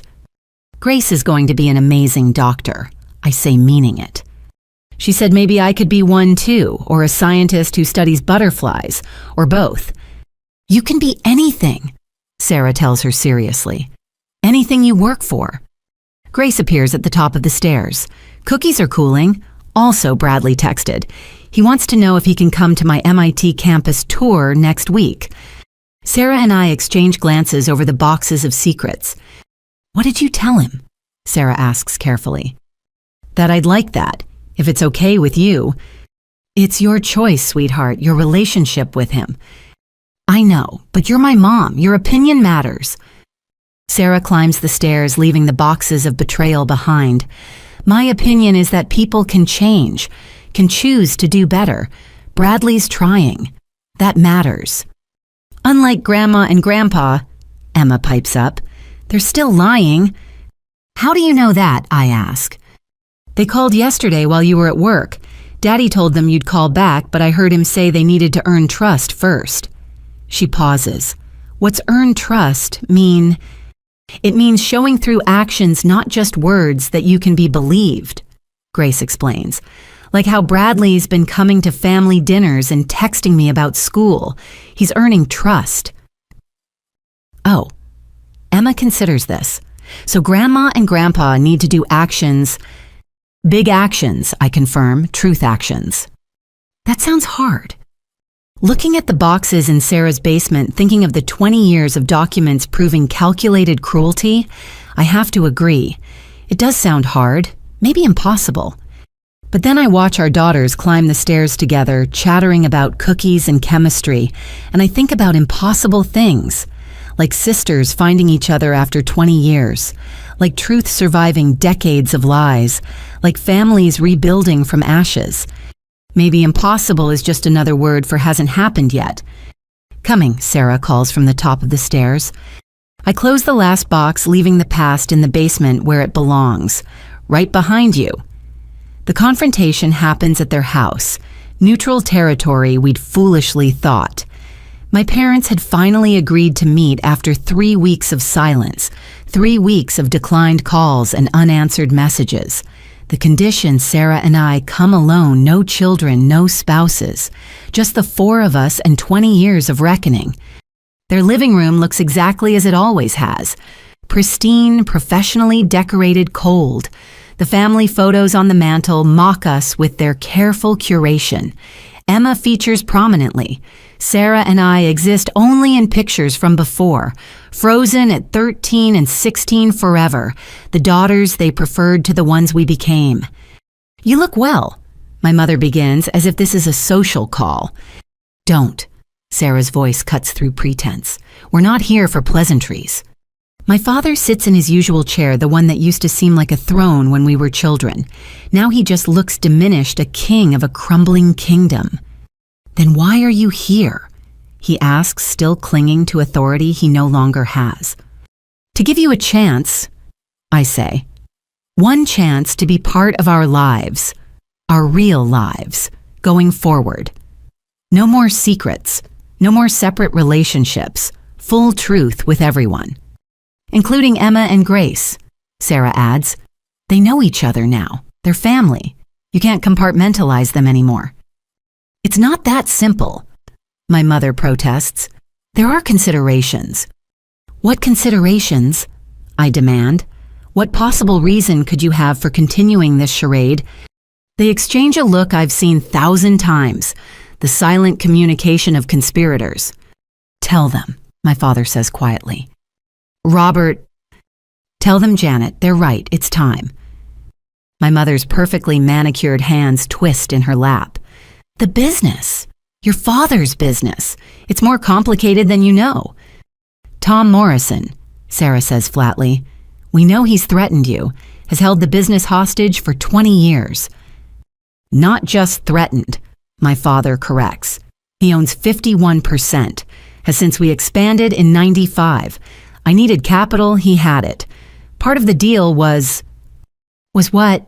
Though I'm dreading the answer. Was that Sarah's pregnancy never became public knowledge? That Bradley's reputation remained spotless? That nothing interfered with the Morrison family image? You sold your daughter for a business deal. The disgust in my voice makes him flinch. It wasn't supposed to be forever. The words burst out of him. A few years, Tom said, just until Bradley was established, then we could quietly reunite. But the years kept passing. My mother continues. Bradley graduated, got married, had children. There was always another milestone that couldn't be disrupted. And you kept choosing money over family. Sarah's voice is ice. We chose stability, my mother insists. The business employs 40 people, supports families. If Tom pulled out, then you'd have to get jobs, I say, like normal people, like Sarah did raising Grace alone at 17. You don't understand. No, you don't understand. I stand unable to sit still. Sarah works 12-hour shifts saving children's lives. I teach 3rd grade. We're not wealthy, but we're happy. We have integrity. Can you say the same? Silence stretches until my father breaks it. No, we can't. Robert, my mother gasps. Enough, Janet. He looks every one of his 70 years. They're right. We've been cowards, choosing comfort over courage, safety over our children. So what changes now? Sarah asks. Nothing. My mother's voice goes hard. Nothing changes. Because the moment we acknowledge you publicly, Sarah, the moment we bring you and Grace into our lives openly, Tom Morrison will destroy everything we've built. Let him, I say. Easy for you to say. You're not facing bankruptcy at 70. You're choosing money over family, again, still. We're choosing survival. No, Sarah stands, matching my posture. You're choosing cowardice. Again, still. My father looks between us, his lost daughters standing united. What if I talked to Tom, tried to negotiate? With what? My mother's laugh is bitter. He holds all the cards, the contracts, the majority share, the secrets. What secrets? Something in her tone sends warning signals. Another loaded look between them. Show them, my father says quietly. They should know. My mother retrieves a folder from the antique secretary desk. Inside are photos that make my stomach drop. Grace at various ages with my parents. But that's not the damning part. In several, Tom Morrison is also present. Bradley, too, in some. At Grace's science fair, her middle school graduation, her 16th birthday dinner. He knew Sarah breathes. Tom knew you were seeing Grace. He arranged it, my mother admits. Said it was better to control the situation, manage the exposure, keep Grace happy and quiet. And you went along with it. What choice did we have? He threatened to tell you we'd been lying, to destroy our relationship with both of you. You destroyed that all on your own, I point out. But there's more, my father adds heavily. He pulls out a document I recognize, a will, their will. We updated this last year, before you found out about Sarah. I scan the document, anger building with each line. You left everything to Emma, nothing to Grace, nothing to Sarah, and I'm just the trustee until Emma turns 25. We couldn't acknowledge Grace legally without questions arising, my mother defends. And Sarah, we thought she was provided for. By the Morrisons' guilt money. It seemed appropriate. And me. The hurt cuts deep. Your daughter who stayed, who gave you grandchildren, who played by your rules for 20 years. I'm just a caretaker for Emma's inheritance. You have Mark. His family has money. That's not the point. I'm shouting now. I don't want your money. I want parents who choose their children over their comfort. Well, you can't have that. My mother's mask finally cracks completely. Because choosing you means losing everything. The business, the house, our retirement, everything. You already lost everything, Sarah says quietly. You lost us. You lost 20 years with Grace. You lost Emma's trust. You lost any chance at redemption. You kept your money and lost your soul. Dramatic as always. My mother sniffs, but tears track through her makeup. Honest as never, Sarah counters. Something you might try. My father stands slowly. I'll talk to Tom. Try to find a compromise. Don't bother. Sarah pulls out her phone. Grace took the bar exam last month. We all stare at her. She's pre-med, but she took the bar exam. Passed too. Said she wanted to understand the contracts that kept her hidden for 20 years. Sarah's smile is sharp. Turns out Tom's been in breach for years.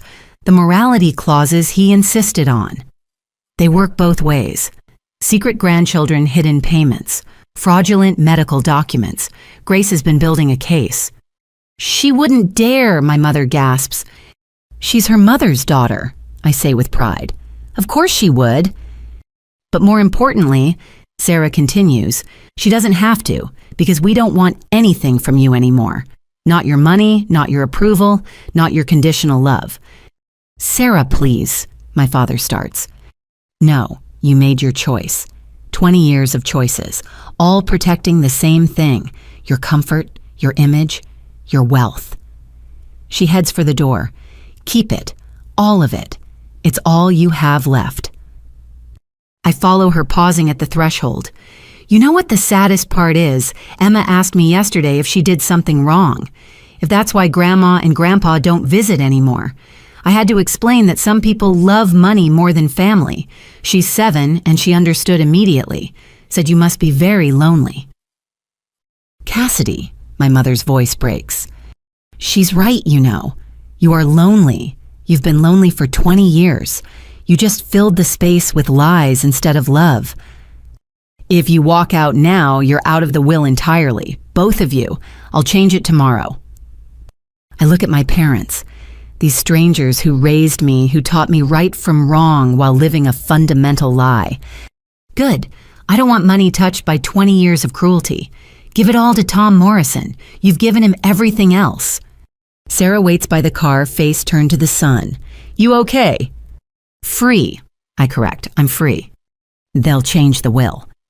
Let them. Emma and Grace have something worth more than any inheritance. What's that? Each other, truth.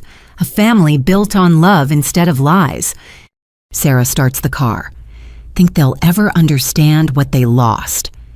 I look back at the house, the museum of a life built on secrets.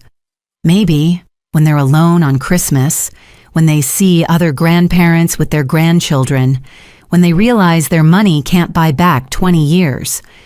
Or maybe never. Or maybe never, I agree. As we drive away, I feel the weight of 20 years lifting. No more secrets to keep, no more lies to navigate, no more choosing between truth and family. Just freedom, costly, painful, necessary freedom. The call comes at midnight 2 days later, not from my parents, but from Nathan Morrison, the lawyer who'd helped Sarah 20 years ago. His voice is urgent, apologetic for the hour. Bradley's at my house. He has something you need to see. Can you and Sarah come now? Mark drives while I call Sarah. We converge at Nathan's home, a modest ranch, nothing like the Morrison estates. Bradley's car is in the driveway engine, still ticking as it cools. He hadn't planned this visit either. Nathan answers before we can knock. He looks older than his 50 years silver, threading through hair that matches Bradley's. They're in my study. Fair warning. Bradley's been drinking. Not drunk, but loosened. He found something in his father's home office. We follow him through halls lined with civil rights memorabilia and family photos pointedly absent of Tom Morrison. In the study, Bradley sits surrounded by banker boxes, Grace beside him. She'd beaten us here. I called her.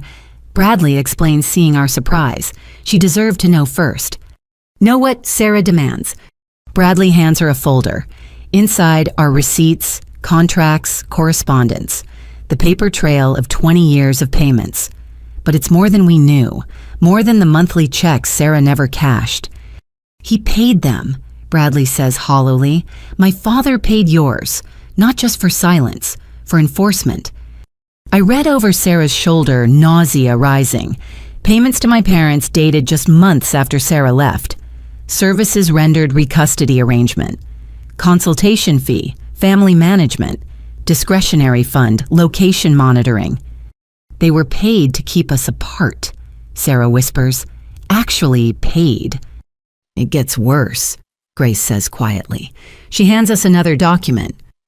It's a contract between our parents and Tom Morrison. In exchange for keeping Sarah away, maintaining the cover story, and providing regular updates on her location and activities, they received a steady income stream. $30,000 a year for 5 years, then $20,000 ongoing. They sold me.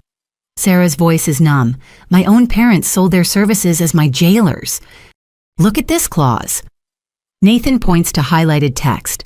Contractors agree to prevent any contact between Subject A, Sarah Coleman, and Subject B, Cassidy Coleman, by any means necessary, including but not limited to mail interception, call blocking, and disinformation.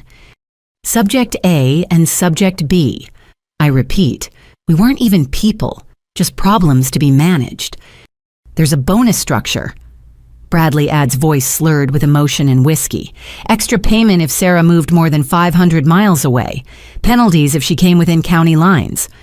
How did you find this? Sarah asks. Dad's having surgery next week. Asked me to get some papers from his home safe. Gave me the combination. Bradley laughs bitterly. 20 years of keeping me in the dark, and he handed me the key to everything. Does he know you have this? He's sedated for pre-op tests. Won't be coherent until tomorrow afternoon. Why show us? I ask. This implicates your father in conspiracy fraud, possibly worse. Bradley looks at Grace, his daughter hidden for 20 years. Because I'm 42 years old and just learned my entire life is built on other people's pain. Because my children don't know they have a sister. because my marriage ended over secrets I didn't even know I was keeping. Bradley, Grace reaches for him tentatively. I knew something was wrong, he continues. When you disappeared, Sarah, the way everyone acted. But I was 19 and selfish, and when they said you'd lost the baby, I was relieved. He meets Sarah's eyes. I'm sorry. God, I'm so sorry. We were children, Sarah says, but her voice is strained. No, I was a coward, just like my father, just like yours. He pulls out another folder. This is why I really came. Inside are medical records, psychiatric evaluations, the same ones Sarah showed me, but more. A whole fabricated history of mental illness, drug abuse, prostitution, documents that would have destroyed her if released. He kept these as insurance, Bradley explains, in case Sarah ever tried to come forward, in case you ever questioned the story, Cassidy. Dr. Martin Reeves. I read the signature. Dad's golf buddy, who lost his medical license 8 years ago for insurance fraud, Nathan interjects. I've been tracking him. He's in federal prison. So these documents are worthless? Legally, yes. But the damage they could have caused? Nathan trails off. There's more, Grace speaks up. Tell them about the recordings. Bradley winces. My father recorded conversations with your parents, Cassidy. I found tapes going back 15 years. Play them, Sarah demands. Sarah, I don't think... Play them. Bradley pulls out an old cassette player, the kind that went obsolete years ago. Tom Morrison's voice fills the room, younger, but unmistakably him. The girl's getting ideas, talking about community college, bringing the baby to visit family. You need to remind her what's at stake. My mother's voice responds, We've been clear. No contact means no contact. Maybe we weren't clear enough. She sent a birthday card to Cassidy last week. Janet intercepted it, but this can't happen again. What do you want us to do? We can't control her from here. Find a way, or the payments stop and I call in Robert's business loans. Are we understood? The recording clicks off. We sit in stunned silence. That's from when Grace was 5, Sarah says faintly. I just started nursing school. Thought maybe enough time had passed. There are dozens of these, Bradley says. Planning sessions, strategy meetings, updates on your life, Sarah, reports on Grace's development, like you were some kind of experiment they were monitoring. Can we use these? I ask Nathan. Legally? Recording without consent is illegal in this state, but he smiles grimly. They're admissible in civil court if the recorded parties don't object. And somehow, I don't think your parents will want these played publicly. What about Tom? Sarah asks. My father's going to have bigger problems than these tapes. Bradley stands swaying slightly. I'm going to the FBI tomorrow. Financial fraud, conspiracy, extortion. 20 years of it all documented in his own hand. Bradley, he's your father, Grace says softly. No.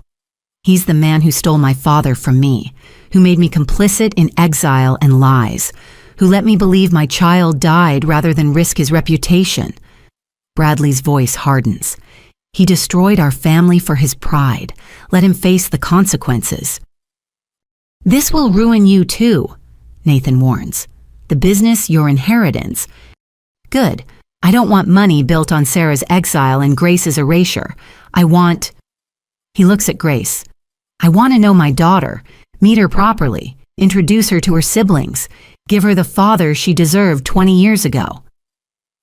That's not possible, Grace says gently. That father doesn't exist. Never did. Then I'll be the father I am now, flawed late but present, if you'll let me. Grace looks to Sarah, who nods slowly. We can try, all of us, together.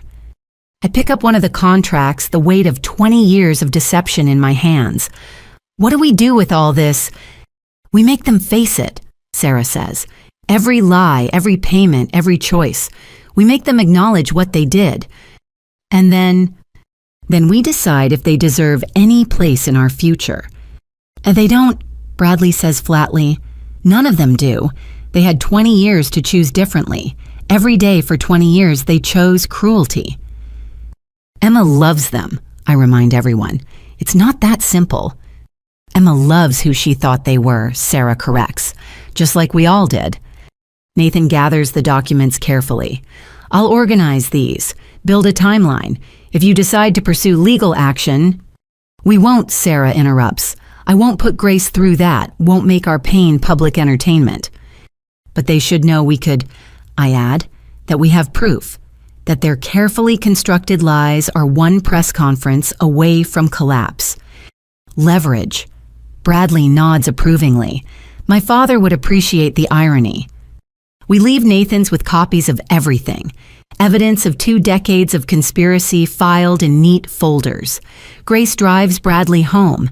He's in no state to drive, and maybe they need the time together. Sarah and I sit in my driveway as dawn breaks. Our parents were paid to keep us apart, she says, testing the words.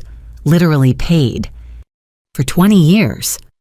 Every birthday I missed, every Christmas, every ordinary Tuesday. They were collecting checks for stealing that from us. How do we forgive that? Sarah looks at me, 20 years of pain and steel in her eyes. We don't. Some things are unforgivable. We just decide how to live with the truth. And how do we do that? Together, she says simply, finally honestly together. The sun rises on a new day, the first one where we know the full truth. It's uglier than we imagined, crueler than we feared. But it's ours now, and that somehow makes us stronger than all their lies combined. The text arrives while I'm teaching multiplication tables. My phone buzzes with Sarah's message, check the church bulletin online, now. I excuse myself, leaving my aide with the 3rd graders, and pull up St. Mary's website in the hallway. There it is, in elegant script over a photo of my parents in their Sunday best, celebrating 20 years of service, Robert and Janet Coleman, champions for young mothers in crisis. The irony is so thick I nearly choke. The ceremony is this Sunday, 3 days away. They're being honored for their charitable work with wayward young women, their dedication to preserving family values, their compassionate guidance for struggling mothers. Sarah calls before I can process the rage. Did you see the quote from the pastor, where her voice shakes? Janet Coleman has been a beacon of hope for young women facing difficult choices. Her wisdom and guidance have helped countless mothers find their way, while exiling their own daughter. The committee chair is Patricia Morrison, Tom's wife, Bradley's mother. Of course she is. Of course this final insult comes orchestrated by both families. What do we do, I ask, though I already know. We tell the truth publicly, finally. That evening, our makeshift war council convenes at Sarah's house. Bradley's there, sober and determined. Nathan has boxes of evidence. Grace set up a presentation on her laptop. Mark watches Emma and her siblings, Bradley's children who just learned they have an older sister, in the playroom. The ceremony starts at 10, Grace reports. Full congregation. They're expecting 300 people. Local newspaper will cover it. Perfect audience, Sarah says grimly. You're really doing this? Nathan asks. Once it's public, there's no taking it back. Good, I say. 20 years of secrets end Sunday. We spend the next 2 days preparing. Grace creates a timeline with photos, documents, evidence. Not everything. We're not trying to destroy them, just expose them. The truth is damaging enough. Sarah practices what she'll say. I do the same. Bradley writes a statement taking responsibility for his part. Even Grace prepares words, though we all hope she won't need to speak. Saturday night, my phone rings. Mom. Cassidy, sweetheart. I know things have been difficult, but tomorrow is important to us. It would mean so much if you and Emma came. A family united in faith and service. We'll be there, I say. You will. Hope lightens her voice. Oh, darling, that's wonderful. Wear something nice. The photographer? We'll be there, I repeat and hang up. Sarah texts immediately. Did she just call you? Yes, invited us to their charade. Mine too. Suggested I was being selfish to deny them this honor. See you at church. Wouldn't miss it. Sunday arrives gray and drizzling, fitting weather for exposing decades of hypocrisy. I dress Emma carefully, not for photos, but for truth. She knows today is important, that we're telling a big truth to lots of people. Will Grandma and Grandpa be sad? She asks as I braid her hair. Probably. But telling truth is important even when it's hard. Especially when it's hard. We arrive early, but not first. Bradley's already there with his children, their confusion evident. His soon-to-be ex-wife hovers nearby, clearly reconsidering the divorce, now that she knows the full story. Sarah enters with Grace, both in professional dress that commands respect. Grace carries a folder thick with evidence. Sarah's hands are steady, but I know her tells. The slight tension in her jaw, the careful breathing. "You ready?" I ask. 20 years ready. The church fills. The Morrison clan claims their usual front pews. Business associates, country club friends, church leadership, all here to celebrate 2 decades of charitable deception. My parents arrive in their honor attire. My mother's suit cost more than Sarah made in a month as a teenage mother. My father wears the watch he bought the year after Sarah left, the year the payment started. They see us and freeze, all of us, together. Sarah, Grace, Bradley with his children. The family they fractured reunited in their sanctuary. Cassidy. My mother's voice wavers. "What's happening?" "The truth," I say simply, finally. Pastor Williams begins the service with praise for my parents' dedication. The congregation murmurs appreciation as he lists their accomplishments. The young mothers counseled the families, preserved the children saved. And now, he announces Janet Coleman would like to share a few words about their ministry. My mother approaches the podium, her prepared speech in hand. She begins reading platitudes about compassion and duty, but her voice falters when she sees Sarah stand. "I'm sorry," Sarah says clearly, walking toward the front, "but I need to correct something." The congregation shifts, confused. Pastor Williams starts to intervene, but Sarah's already at the microphone. "My name is Sarah Coleman. I'm Janet and Robert's daughter, the one they sent away 20 years ago when I was 16 and pregnant." Gasps ripple through the church. My mother grips the podium. "Sarah, please." "Please what, Mom? Please keep your secret. Please let you accept honors for helping young mothers while you exiled your own daughter." Sarah's voice carries strength forged from 2 decades of pain. "Please pretend you didn't take money to keep me away from my sister. This is neither the time nor place." Tom Morrison rises from his pew. "Sit down, Tom." Bradley's voice cuts through. "You've controlled this narrative long enough." The congregation watches tennis match style as truth volleys back and forth. Grace joins her mother at the front. "I'm Grace Coleman, the granddaughter these honorees have visited in secret while denying my existence to everyone here. The granddaughter whose father was told died 20 years ago." More gasps. Whispers rise like wind through wheat. "Stop this," my father stands. "This is a family matter." "No," I interrupt, standing too. "This is a community matter. You made it one when you accepted praise for compassion you never showed your own children." Cassidy's right. To everyone's shock, Pastor Williams speaks. "I've known the truth for 10 years. Robert and Janet came to me for counseling, burdened by guilt. I urged them to reconcile with Sarah. Instead," he pauses, visibly struggling. "Instead, they increased their donations significantly." The revelation rocks the congregation, their spiritual leader complicit in their deception. "We have evidence," Grace announces, holding up her folder. 20 years of documents, contracts for silence, payments for keeping sisters apart, falsified medical records claiming my mother was mentally unfit.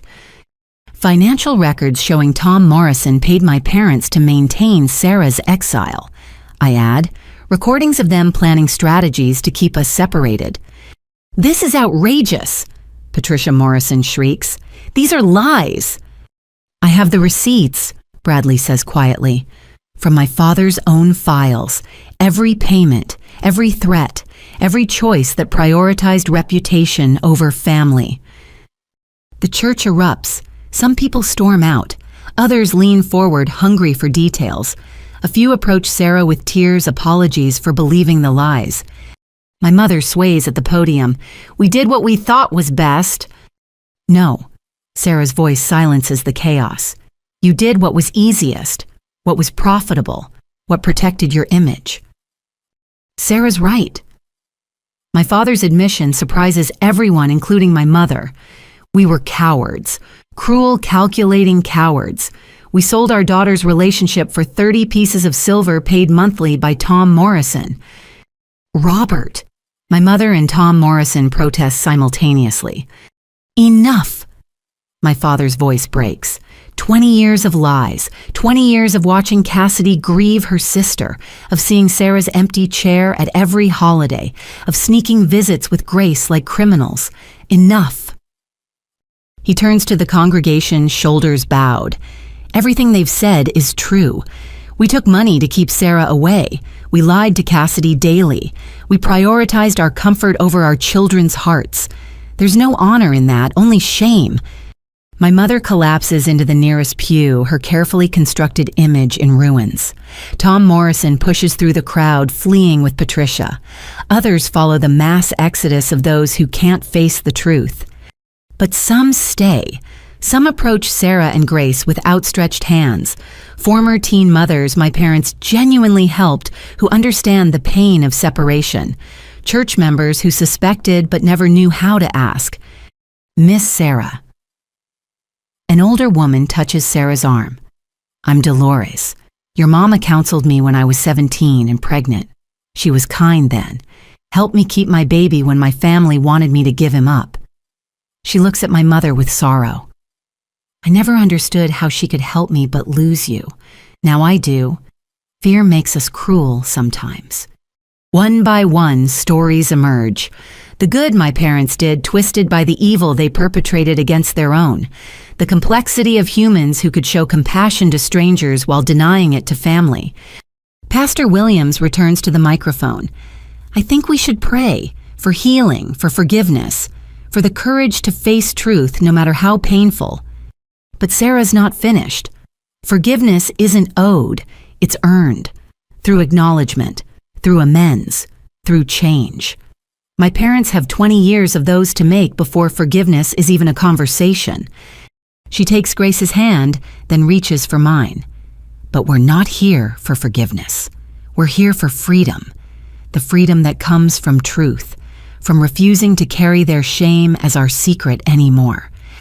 Amen, someone calls from the back, then another. Soon half the remaining congregation is affirming Sarah's words. My mother raises her tear-stained face. What do you want from us? Nothing, Sarah says simply. We want nothing from you. We have each other. We have truth.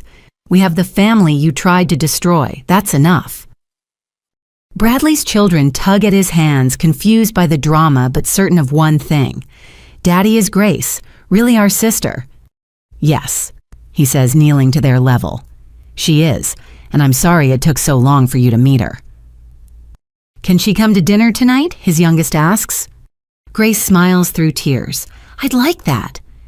As we leave together, Sarah, Grace, Bradley, and his children, Mark, Emma, and I, the church behind us buzzes with scandal and revelation. By tomorrow, the whole town will know. The secret that shaped 20 years of our lives is finally irrevocably public. How do you feel? I ask Sarah as we reach the parking lot. Free, she says, rain mixing with tears on her face. Finally, completely free. Emma tugs my hand. Did we tell the big truth?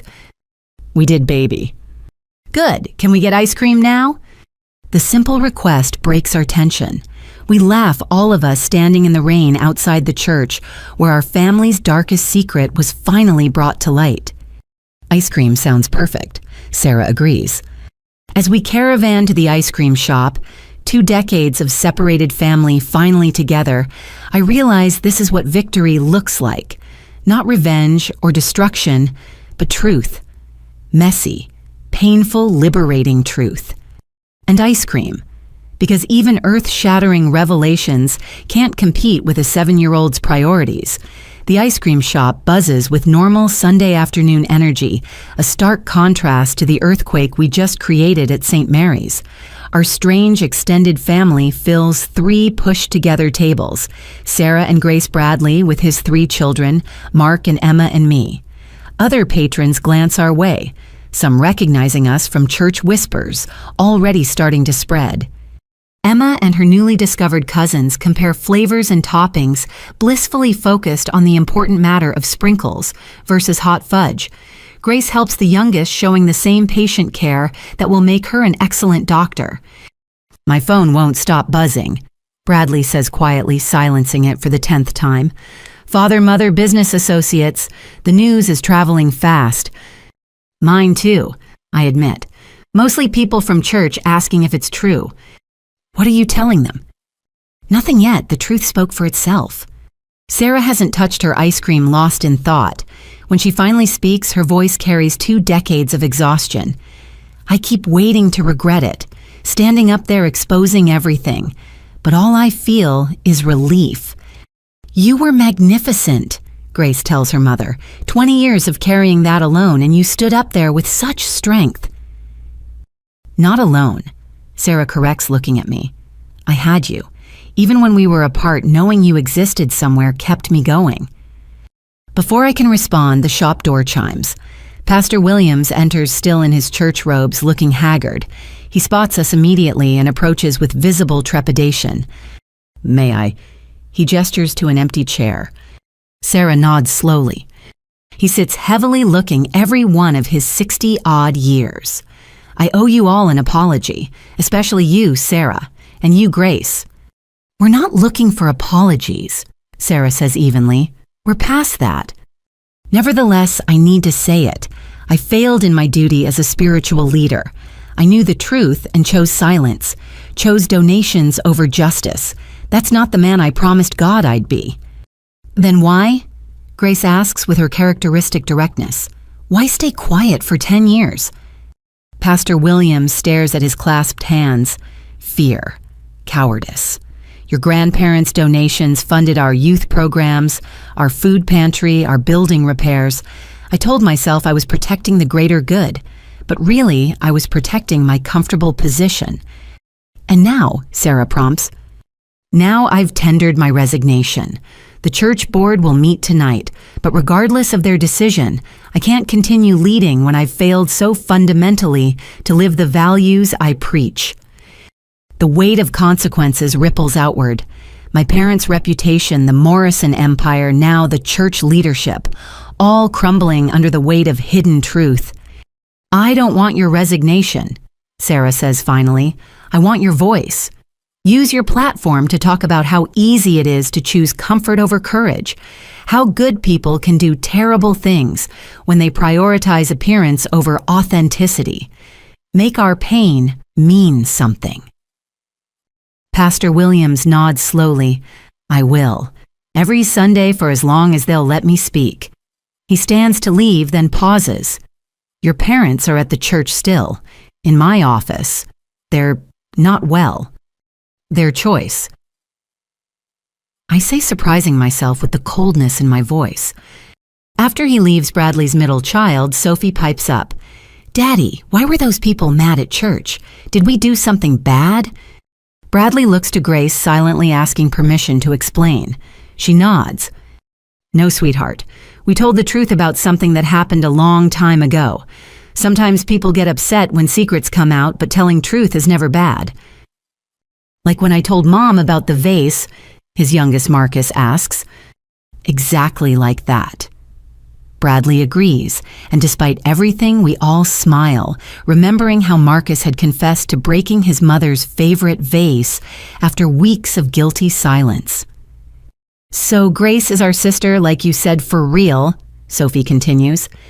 "For real," Grace confirms. "I've been your sister all along. We just didn't know each other." "That's sad," the oldest James observes with preteen wisdom.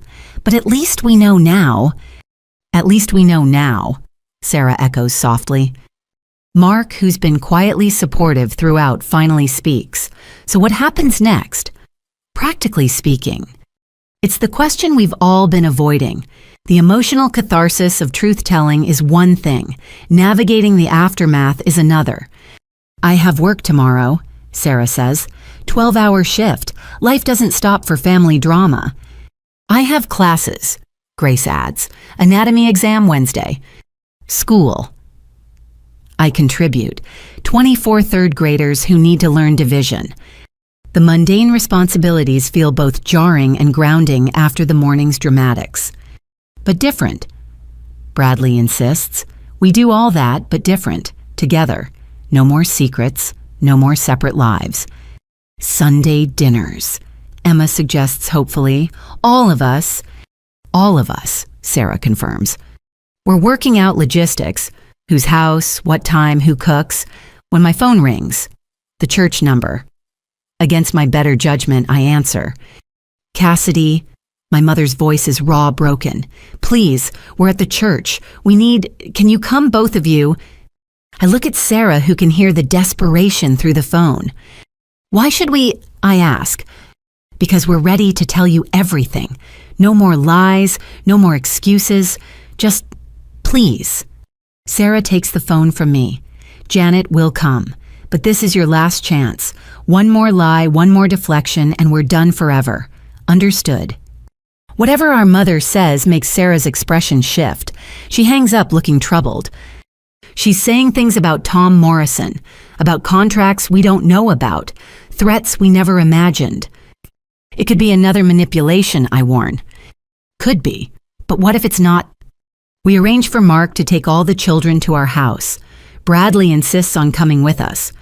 My father's involved. I should hear this, too. The drive back to St. Mary's is silent, each of us lost in thought. The parking lot has mostly emptied, the congregation dispersed to spread today's scandal through town like wildfire. We find our parents in Pastor Williams' office looking smaller than I've ever seen them. My mother's perfect makeup is destroyed. My father's shoulders curved with defeat. Pastor Williams hovers nearby, having clearly stayed to mediate. You came, my mother breathes. Talk, Sarah commands, everything now. My father pulls out a thick envelope from his jacket. His hands shake as he opens it. 3 months after we sent you away, Tom Morrison came to us with an expansion opportunity. The business was struggling. We had a mortgage debts. He offered partnership. We know this, I interrupt impatiently. No, he continues. You know what we told you. The truth is worse. He spreads papers on the desk. The partnership agreement had clauses, hidden ones we didn't fully understand until too late. Tom didn't just own 51% of the business. He owned us. Sarah examines the documents, her face paling. These aren't just business contracts. These are slavery papers. Bradley finishes reading over her shoulder. My father enslaved yours through legal manipulation. The contracts detail not just business arrangements, but personal obligations, maintaining the Coleman family reputation, preventing scandal, ensuring Morrison interests, and specifically keeping Sarah away from the Morrison name. Every year, the terms got tighter, my mother continues. When Sarah tried to contact you at 13, Tom added clauses about mail monitoring. When she applied to colleges near home, suddenly there were geographic restrictions. You could have walked away, Sarah says coldly, declared bankruptcy, started over. With what? My father's laugh is bitter. He owned our house through shell companies, had liens on everything. One word from him, and we'd have been homeless, unemployed, unemployable. He made sure of that. So you chose comfort over children, I state flatly. We chose survival, my mother protests weakly. No different, Sarah counters. But there's more, my father says urgently. Last year, Tom came to us with a new contract. He's dying, pancreatic cancer. He wanted to ensure his legacy remained intact even after death. Bradley goes rigid. He never told me. He hasn't told anyone, but he's been putting affairs in order, including this. My father produces another document. He wanted us to sign over guardianship rights to Grace, posthumously, said she needed proper guidance when he passed. What? Sarah and Grace exclaimed simultaneously. He knew about her all along, has been planning to claim her after death, transform her from family shame to Morrison legacy, the brilliant granddaughter who overcame her origins. My father's disgust is evident. We refused. It was the first time in 20 years we said no to Tom Morrison. And Bradley prompts. And he activated every penalty clause, called in every debt. We're bankrupt as of tomorrow. The house goes to auction next month. The business dissolved Friday. My mother's voice is steady now, resolved. We've lost everything. When did this happen? I ask. 6 weeks ago, the day before Emma's birthday. We sent the dress because we knew it might be our last chance to give her something meaningful. We thought if you found the note, if Sarah reached out. She trails off. You gambled on that dress reuniting us so we'd help you. Sarah's voice rises. No. My mother insists. We hoped it would reunite you so you'd have each other. When Tom's plan succeeds, when he destroys us completely, we wanted you to have family. His plan won't succeed, Bradley says with quiet fury. He's not claiming Grace or any part of Sarah's life. I'll stop him. How, my father asks. He owns judges, lawyers, politicians. He's had 20 years to build his power. And I've had 1 week to understand what he is. Bradley responds. A monster who destroyed my family for pride, who let me believe my child died, who corrupted everyone he touched, including me. Bradley, Pastor Williams, interjects gently. Hate won't heal this. No, but justice might. He turns to Grace. What do you want? You're the one he's trying to claim. Grace stands 19 years old but carrying herself with authority that makes her seem older. I want him to face consequences, legal ones, 20 years of fraud, extortion, conspiracy. Nathan says there's enough for federal charges. You've discussed this with Nathan. Bradley seems surprised. He's been building a case since I turned 18, just in case. Grace looks at my parents. Did you know about the recordings Tom made, the ones where you discuss payment for keeping Sarah away? They nod miserably. Those recordings also capture Tom admitting to tax fraud, to bribing city officials for contracts, to destroying competitors through blackmail. Grace's smile is sharp. Your cooperation could ensure he spends his remaining years in prison rather than manipulating lives from his deathbed. You want us to testify against him, my father asks. I want you to tell the truth, Grace clarifies. Finally, completely, to federal investigators. We'll lose what little we have left, my mother says. You've already lost everything that matters, Sarah points out. Might as well do one right thing before the end. Silence stretches until my father breaks it. Yes, we'll testify, tell everything. Robert, my mother gasps. No, Janet. Grace is right. 20 years of complicity in his crimes. It ends now. He looks at us, his daughters, with eyes full of regret. We can't undo the past, can't earn forgiveness, but maybe we can prevent Tom from hurting anyone else. It's a start, Sarah says carefully. Not absolution, not forgiveness, but a start. What about us? My mother asks desperately. Our family. That's not your decision, I say firmly. You forfeited the right to call us family when you sold us for $30,000 a year. Now you get to live with consequences. But Emma, she starts, will know the truth age appropriately and make her own choices when she's older. Until then, you've lost the privilege of unsupervised access to any of our children. The finality of it breaks something in my mother. She sobs ugly and raw, the sound of someone facing the ruins of their choices. My father holds her, but his own tears fall silently. We should go, Sarah says. Grace has studying. I have work tomorrow. As we stand to leave, Pastor Williams speaks. I'll stay with them, help them process, connect them with counseling services. Thank you, I tell him, meaning it. At the door, my father calls out one last time, "Cassidy, Sarah. We know it doesn't matter, but we love you. We've always loved you. We just loved our comfort more." Sarah turns back, 20 years of pain in her voice. "That's not love, Robert. That's possession. Learn the difference." We leave them there in the ruins of their choices, with only truth and consequences for company. Outside, the afternoon sun breaks through clouds, bathing everything in golden light. "Feel different?" Bradley asks. "Cleaner," Sarah says, "like 20 years of infection finally drained." "What now?" I ask. "Now we live," Grace says simply, "without secrets, without shame, just live." As we walk to our cars, Bradley's phone buzzes. He checks it and goes pale. "My father. He knows about the FBI. He's coming here." A black town car pulls into the parking lot before any of us can react. Tom Morrison emerges looking nothing like the powerful man who's controlled our lives. Cancer has carved him hollow, left him swimming in an expensive suit, but his eyes burn with the same cruel intelligence. "Well," he says, voice still commanding despite his frailty. "Quite the performance this morning. Very dramatic, very public, very stupid." "Go home, Tom," Bradley says. "It's over." Over. Tom laughs a sound like grinding glass. "Boy, I've been destroying lives since before you were born. This isn't over until I say it is." He turns to Grace and his expression shifts to something almost tender. "Grace, my brilliant granddaughter, you don't need to align yourself with these people. I can give you everything. The best medical schools, residencies at top hospitals, a future worthy of your gifts." "I don't want anything from you," Grace says clearly. "You will.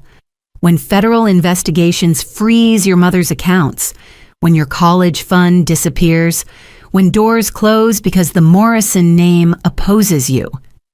He smiles coldly. "I have 6 months to live. I'll spend every day ensuring you all regret this morning." "No." Bradley steps between Tom and Grace.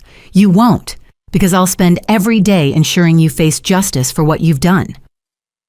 "You," Tom scoffs. "You're weak, always have been. Couldn't even stand up for your teenage girlfriend." "You're right. I was weak. But watching you taught me strength. The strength to choose family over fear. Truth over comfort. Love over legacy. Touching. Meaningless, but touching." Tom starts coughing harsh and wet. When he recovers, blood flecks his lips. "You have no idea what I'm capable of." "Neither do you," Sarah interjects. "You've never faced us united, never had to fight people who have nothing left to lose and everything to gain." "We'll see." He moves toward his car, then turns back. "Janet, Robert, I know you're in there. Your bankruptcy filing has been accelerated. You have 24 hours to vacate the premises. Welcome to the consequences of betrayal." He leaves us standing there, the weight of his threats settling like ash. But something has shifted. The fear that controlled my parents for 20 years doesn't touch us the same way. "He's dying," Grace observes clinically. "The blood suggests advanced metastasis. He has less than 6 months. 6 months to cause damage," Bradley warns. "Or 6 months for us to build something he can't destroy," Sarah counters. "Together." I ask, looking at this strange, broken, healing family. "Together," they confirm. As Tom Morrison's car disappears into traffic, we stand in the church parking lot. Sisters reunited. Father reconciling daughter, finally known.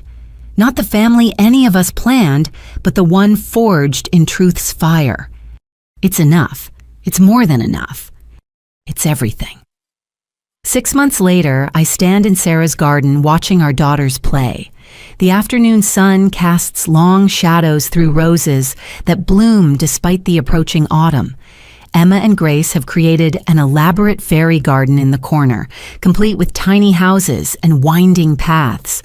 Grace's siblings, she calls them that now naturally and without qualification, help arrange pebble walkways while debating the proper architecture for fairy infrastructure. "More butterflies over here." Emma directs, pointing to where she wants ceramic decorations placed. She's grown 3 inches since that February morning when a pink dress changed everything. Her confidence has bloomed alongside her height, nurtured by the extended family she always wanted. Mark and Bradley work on installing a swing set, their easy cooperation still surprising me. Who would have thought the golden boy who broke my sister's heart could become someone we trust with our children's laughter? "Pass me that wrench," Bradley asks, and Mark obliges, their conversation flowing between assembly instructions and weekend plans. Bradley's divorce finalized 2 months ago, but he seems lighter for it. His ex-wife, initially furious about the hidden daughter, eventually came to accept Grace. Now she sends birthday cards and includes her in family photos. Sarah emerges from the house carrying a tray of lemonade Grace behind her with cookies they baked this morning. It's become our Saturday tradition. All of us together, no agenda except presents. Tom's funeral was yesterday. Bradley mentions quietly as we adults gather on the deck. He'd gone alone despite our offers of support. Sparse attendance. Seems 20 years of cruelty doesn't inspire much mourning. "Did he ever contact you again after that day at the church?" I ask. His lawyers did, 3 times, each offer more desperate than the last. He died knowing Grace wanted nothing from him. Bradley's smile is sad but satisfied. His empire's in ruins. The FBI investigation revealed decades of corruption. Most of his assets are frozen pending litigation. And our parents? Sarah asks, though we already know the answer. Still in the apartment above the Miller's garage. Dad works at Home Depot. Mom cleans houses. I try not to feel satisfaction at their fall, but it's hard. Pastor Williams says they attend counseling faithfully. Good for them, Sarah says, meaning it. She's always been better at forgiveness than me. We haven't seen them since that awful day at the church. They've respected our boundaries, communicating only through Pastor Williams when necessary. He tells us they're different now, humbled, working to understand the damage they caused. Maybe someday that will matter. Not yet. I have news, Grace announces, waiting until all eyes are on her. MIT Medical School, full scholarship starting next fall. The celebration erupts immediately. Sarah cries. Bradley beams with pride. He's still learning he's allowed to feel. The younger children cheer without fully understanding, but knowing it's important. That's incredible, sweetheart. Sarah manages through tears. All your hard work. Our work, Grace corrects. I couldn't have done this without you, without all of you. It's true in ways both practical and profound. The last 6 months have been a masterclass in what family can be when built on truth instead of lies. Grace studied for the MCAT with Emma reading picture books beside her. Bradley drove her to interviews, nervous but present. I helped with essays while Sarah worked night shifts to keep their bills paid. There's something else, Grace continues, suddenly shy. I've been accepted to the MD-JD joint program, medical degree and law degree simultaneously. Like mother's daughter, Bradley laughs, taking on the world from every angle. Someone needs to understand both sides, Grace says seriously. The medical system fails vulnerable mothers. The legal system enables family destruction. I want to fix both. That's a lot, Sarah says carefully. 8 years of intensive study. I know, but Aunt Cassidy always says I can be anything, so why not everything? Emma abandons the fairy garden to hug her cousin. You'll be the best doctor-lawyer ever. Can you fix broken hearts and broken families? I'll try, Grace promises solemnly. As afternoon fades to evening, we migrate inside for dinner. It's chaotic with 7 children ranging from Emma's 7 to Grace's 20, but it's our chaos. Bradley's kids have stopped calling Grace their half-sister, understanding instinctively that half measures have no place in our rebuilt family. I'm thinking of writing a book.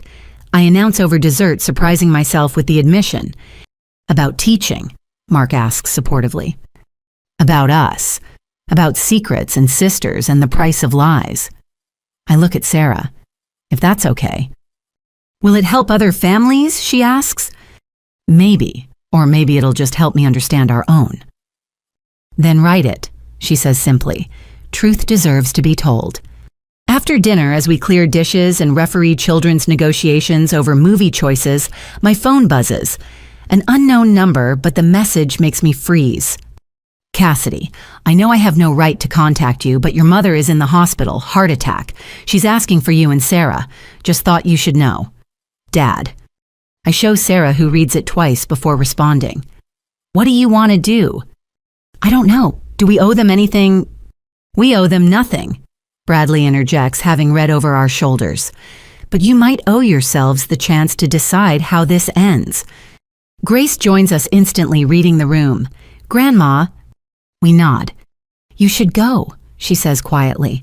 Not for them, for you. Unfinished business festers. An hour later, Sarah and I stand outside Mercy General's cardiac unit. We've left the children with Mark and Bradley approaching this together, as we should have been allowed to 20 years ago. Our father waits in the hallway, aged a decade and 6 months. He rises when he sees us, but doesn't approach, respecting the distance we've maintained. Thank you for coming, he says simply. I wasn't sure you would. We're not here for you, Sarah clarifies. How is she? Stable. Triple bypass tomorrow. Good prognosis if... He trails off.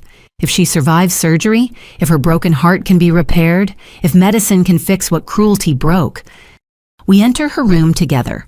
The woman in the bed bears little resemblance to the perfectly coiffed mother who accepted honors for compassion she never showed. This woman is small, gray, diminished. Monitors beep steadily, tracking the heart that failed her, as surely as she failed us. Her eyes open when we approach. You came, she whispers. We came, I confirm, offering nothing more. I dream about her, she says unexpectedly.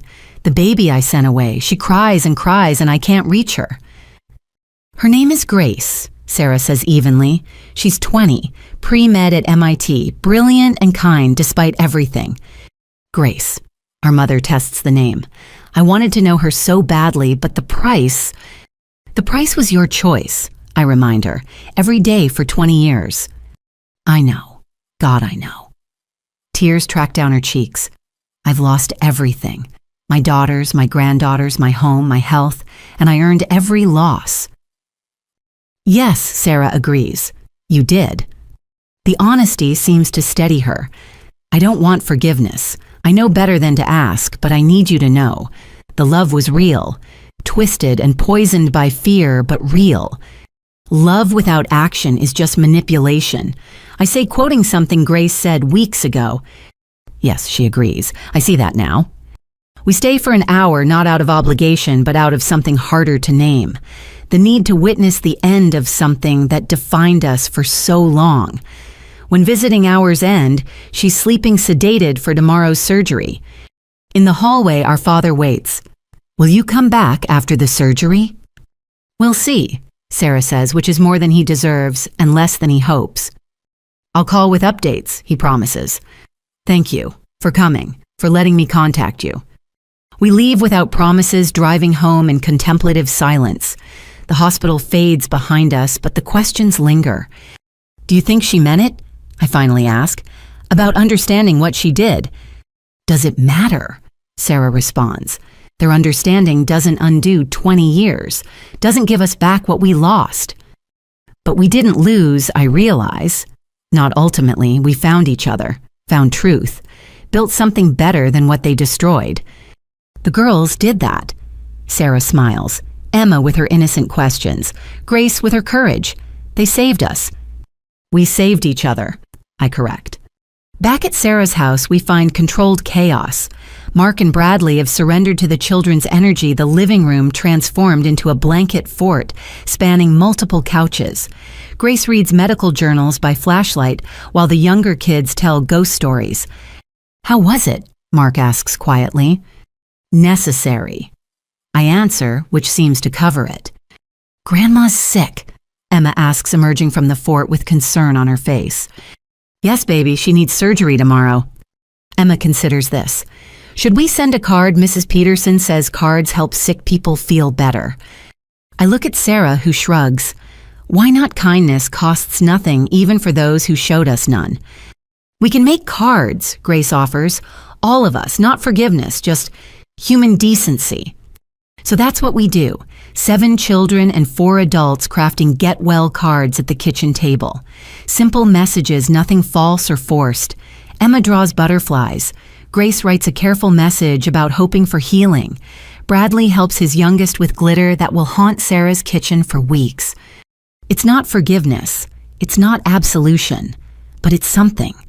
A grace note at the end of a symphony of pain. I've been thinking, Bradley says as we work, about Thanksgiving. It's coming up and I'd like to host, all of us, start new traditions. You cook, Sarah teases. I'm learning. YouTube University. He grins, looking years younger.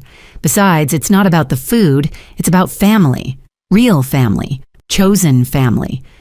I like that, Grace says. Chosen family. People who show up because they want to, not because they have to. Then it's settled, I declare. Thanksgiving at Bradley's, our first official holiday as whatever we are. Family, Emma states firmly. We're family. The real kind. Later, as Mark and I prepare to leave with Emma, Sarah pulls me aside. I'm proud of us, she says quietly. For surviving, for finding our way back, for raising daughters who are so much braver than we were. They're brave because you were, I tell her, you fought for Grace when everyone told you not to.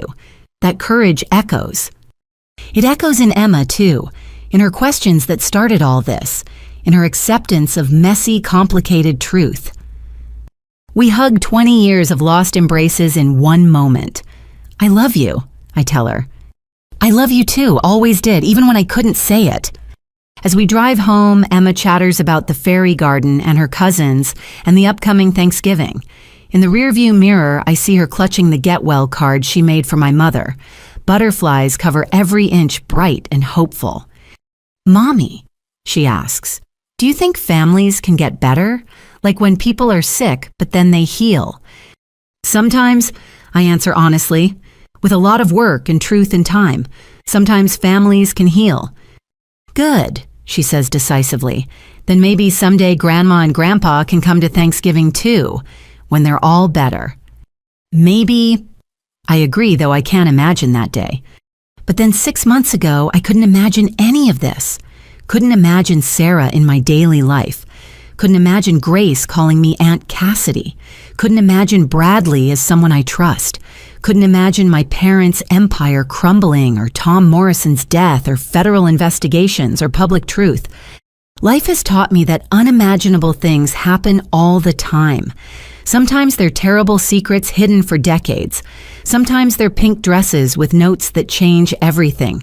Sometimes they're second chances you never thought you'd get. The butterfly card flutters in Emma's hands as she hums to herself, and I think about transformation.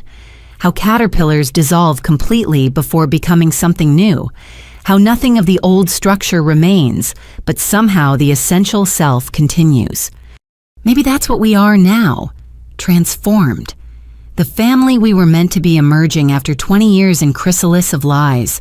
Different than we would have been without the breaking but beautiful in our rebuilt truth. We're home, Mark announces, pulling into our driveway. Home. Where photos now include Sarah and Grace, where Sunday dinners stretch to accommodate chosen family, where truth lives alongside love, and both are stronger for the company. Can Grace come over tomorrow? Emma asks. She promised to teach me about how bodies work. Of course, I say. Family is always welcome. As we settle in for the night, I think about the book I want to write, about the first line that's been echoing in my head since that February morning. Some gifts come wrapped in time-zone paper, waiting decades to be opened. Tomorrow, my mother will have surgery. My father will sit alone in a waiting room he earned with his choices. Sarah will work her shift, saving other people's children with the competence born of necessity. Grace will study building a future on foundations of truth. Emma will ask 1,000 questions, each one a small revolution against secrets. And somewhere in a box of memories, a pink dress hangs in Emma's closet. Sometimes she wears it for dress-up spinning like her aunt did at 12, like her cousin never could. The note that started everything is framed. Now Sarah's young handwriting preserved behind glass. If you're reading this, they finally gave you my dress. I'm so sorry for what they did to you, Cassidy. Please forgive me. I did forgive her. Instantly, completely. Forgiving ourselves for the years we lost the lies we believed, the family we almost let slip away. That's harder. But we're working on it one truth at a time. The last thing I do before sleep is check my phone. A message from Sarah. Thank you for today, for every day, for not giving up on us. Never, I text back. Not then, not now, not ever. And I mean it.